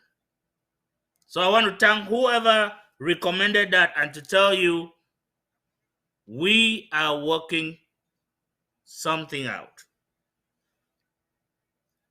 Counties do not sleep. We need to do everything to keep the enemy on their toes. And the special forces are on their way. I know Amazonians need to know what is happening, but as much as you like to know what is happening, a bunch of our people are watching us to know where the special forces are so that they will go take them out. Yeah, but you know what? We will surprise you. Just watch and see in the days ahead. Barrister Fro, I guarantee you, we are going to continue to keep territory. Good, Papa. Good. Those areas that we think we have challenges, we are building on the ground. And for the ARFs on the ground, please be courageous. Stay focused. And if there is going to be any need for unity, it will be us telling you. Because as ARFs, we are already united. We have the ARF united. The ARFs in Bui, they know so well. If the ARFs were not united, how come when it was so hot on No Pity in Gokutunja, we were able to move him into Bui? And he co-functioned in Bui for a good number of months before this mess. If we were not united, I just want the ARFs to understand that the easiest way we can be defeated is by the enemy coming out with another strategy to deceive us. Let me say something very, very critical here that people don't understand. Recently, there was a meeting of the so-called unity people. And when these unity people went into that meeting, they were given the option after deliberations to sign a memorandum. When they signed the memorandum, the people that came into the unity with an intention to override the others, they immediately took the memorandum and sent it to their own hierarchy in the diaspora. But the other elements that came into the unity out of complacence took their own memorandum, folded it and put it in their pockets and said, I do not have a leadership.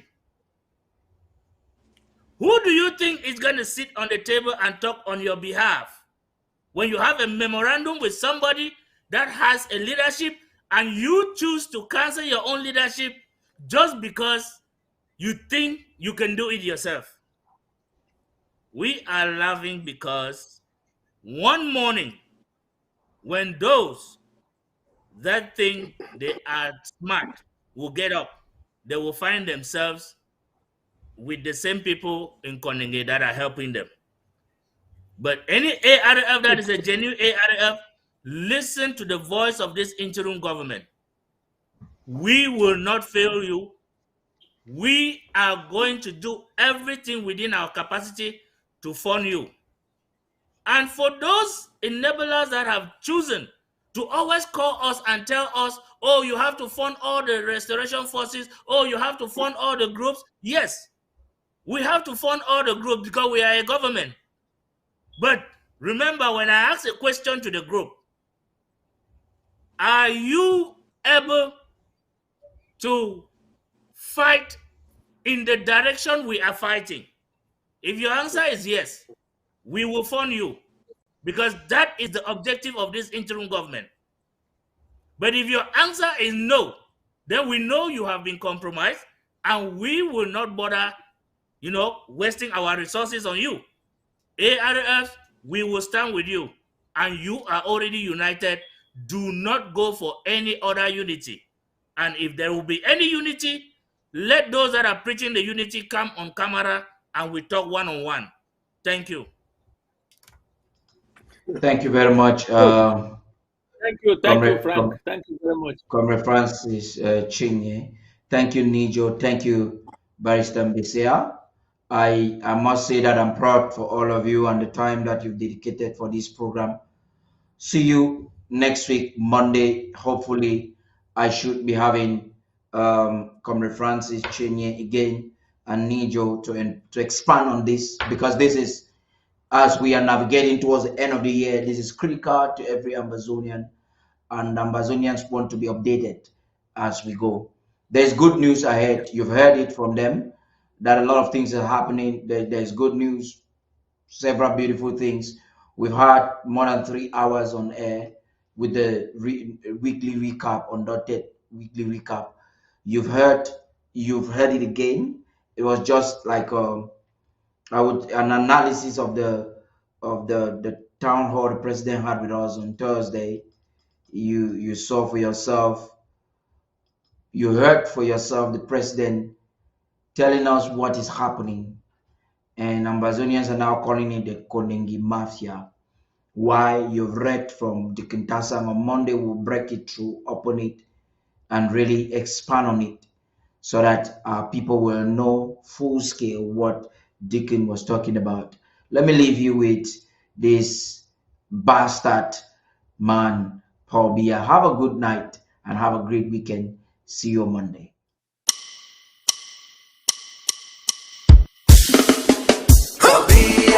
Mr. Bia. Bia is a bastard. Come on. Bia, you vampire. Bia is a bastard. Lord God have mercy. Who are dying useless men in power? All across Africa. Fire! Burn them! Bia, Mr. Bia. Bia is a bastard. Bia, you vampire. Bia is a bastard.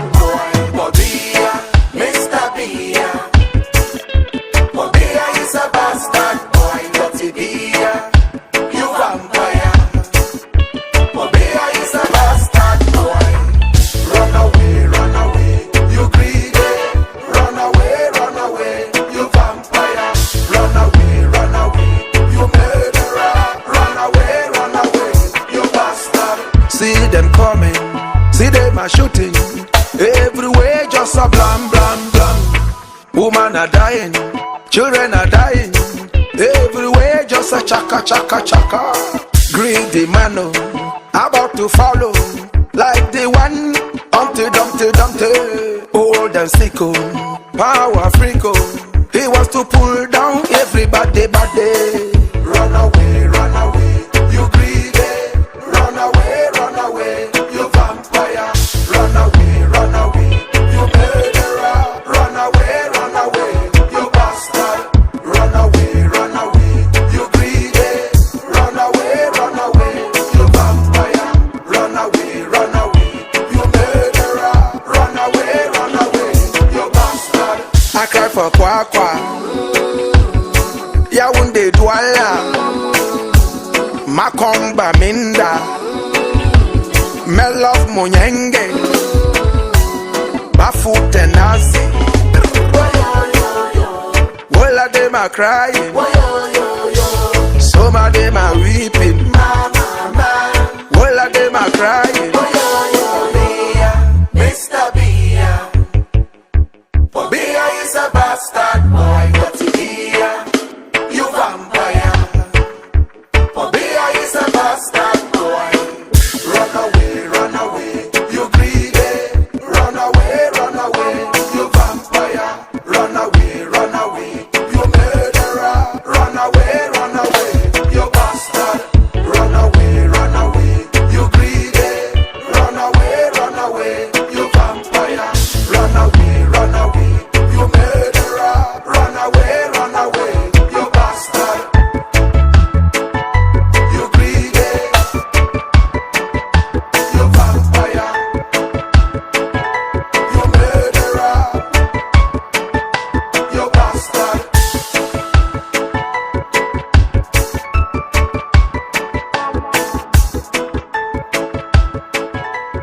All right. May we share the grace. May the grace of our Lord be with you in all that you do. Rocktown in the building. Rocktown in the building. Rich boy on the beach. Ay, ay, ay, ay. Thunder. Ha. Hey, boo, babe.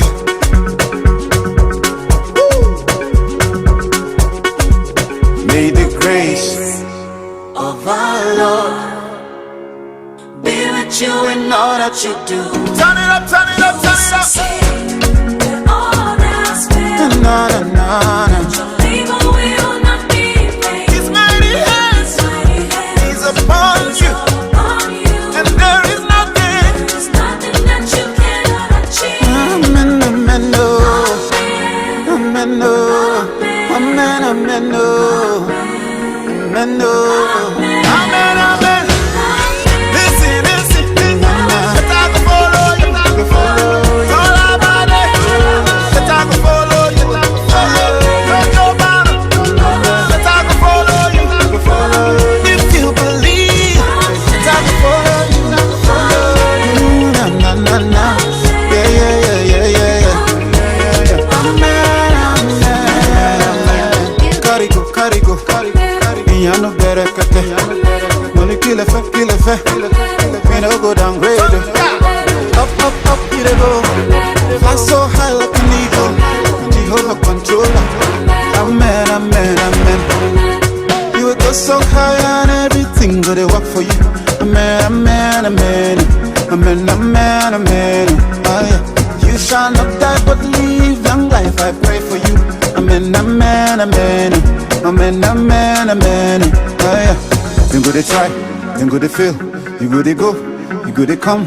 Now the grace of God, they carry you go. Hey, the grace of God. Be with you in all that you do. You are success. Your labor will not be in vain. His mighty hands, and there is nothing. Amen, amen, no. Amen, no. Amen, amen, no.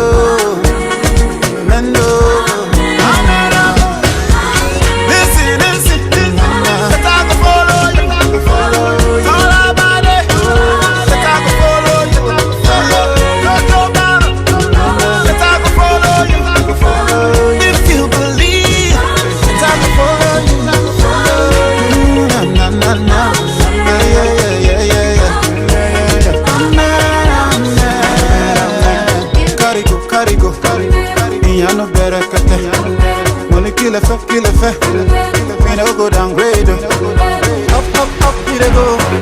Fly so high like an eagle. Controller. Amen, amen, amen.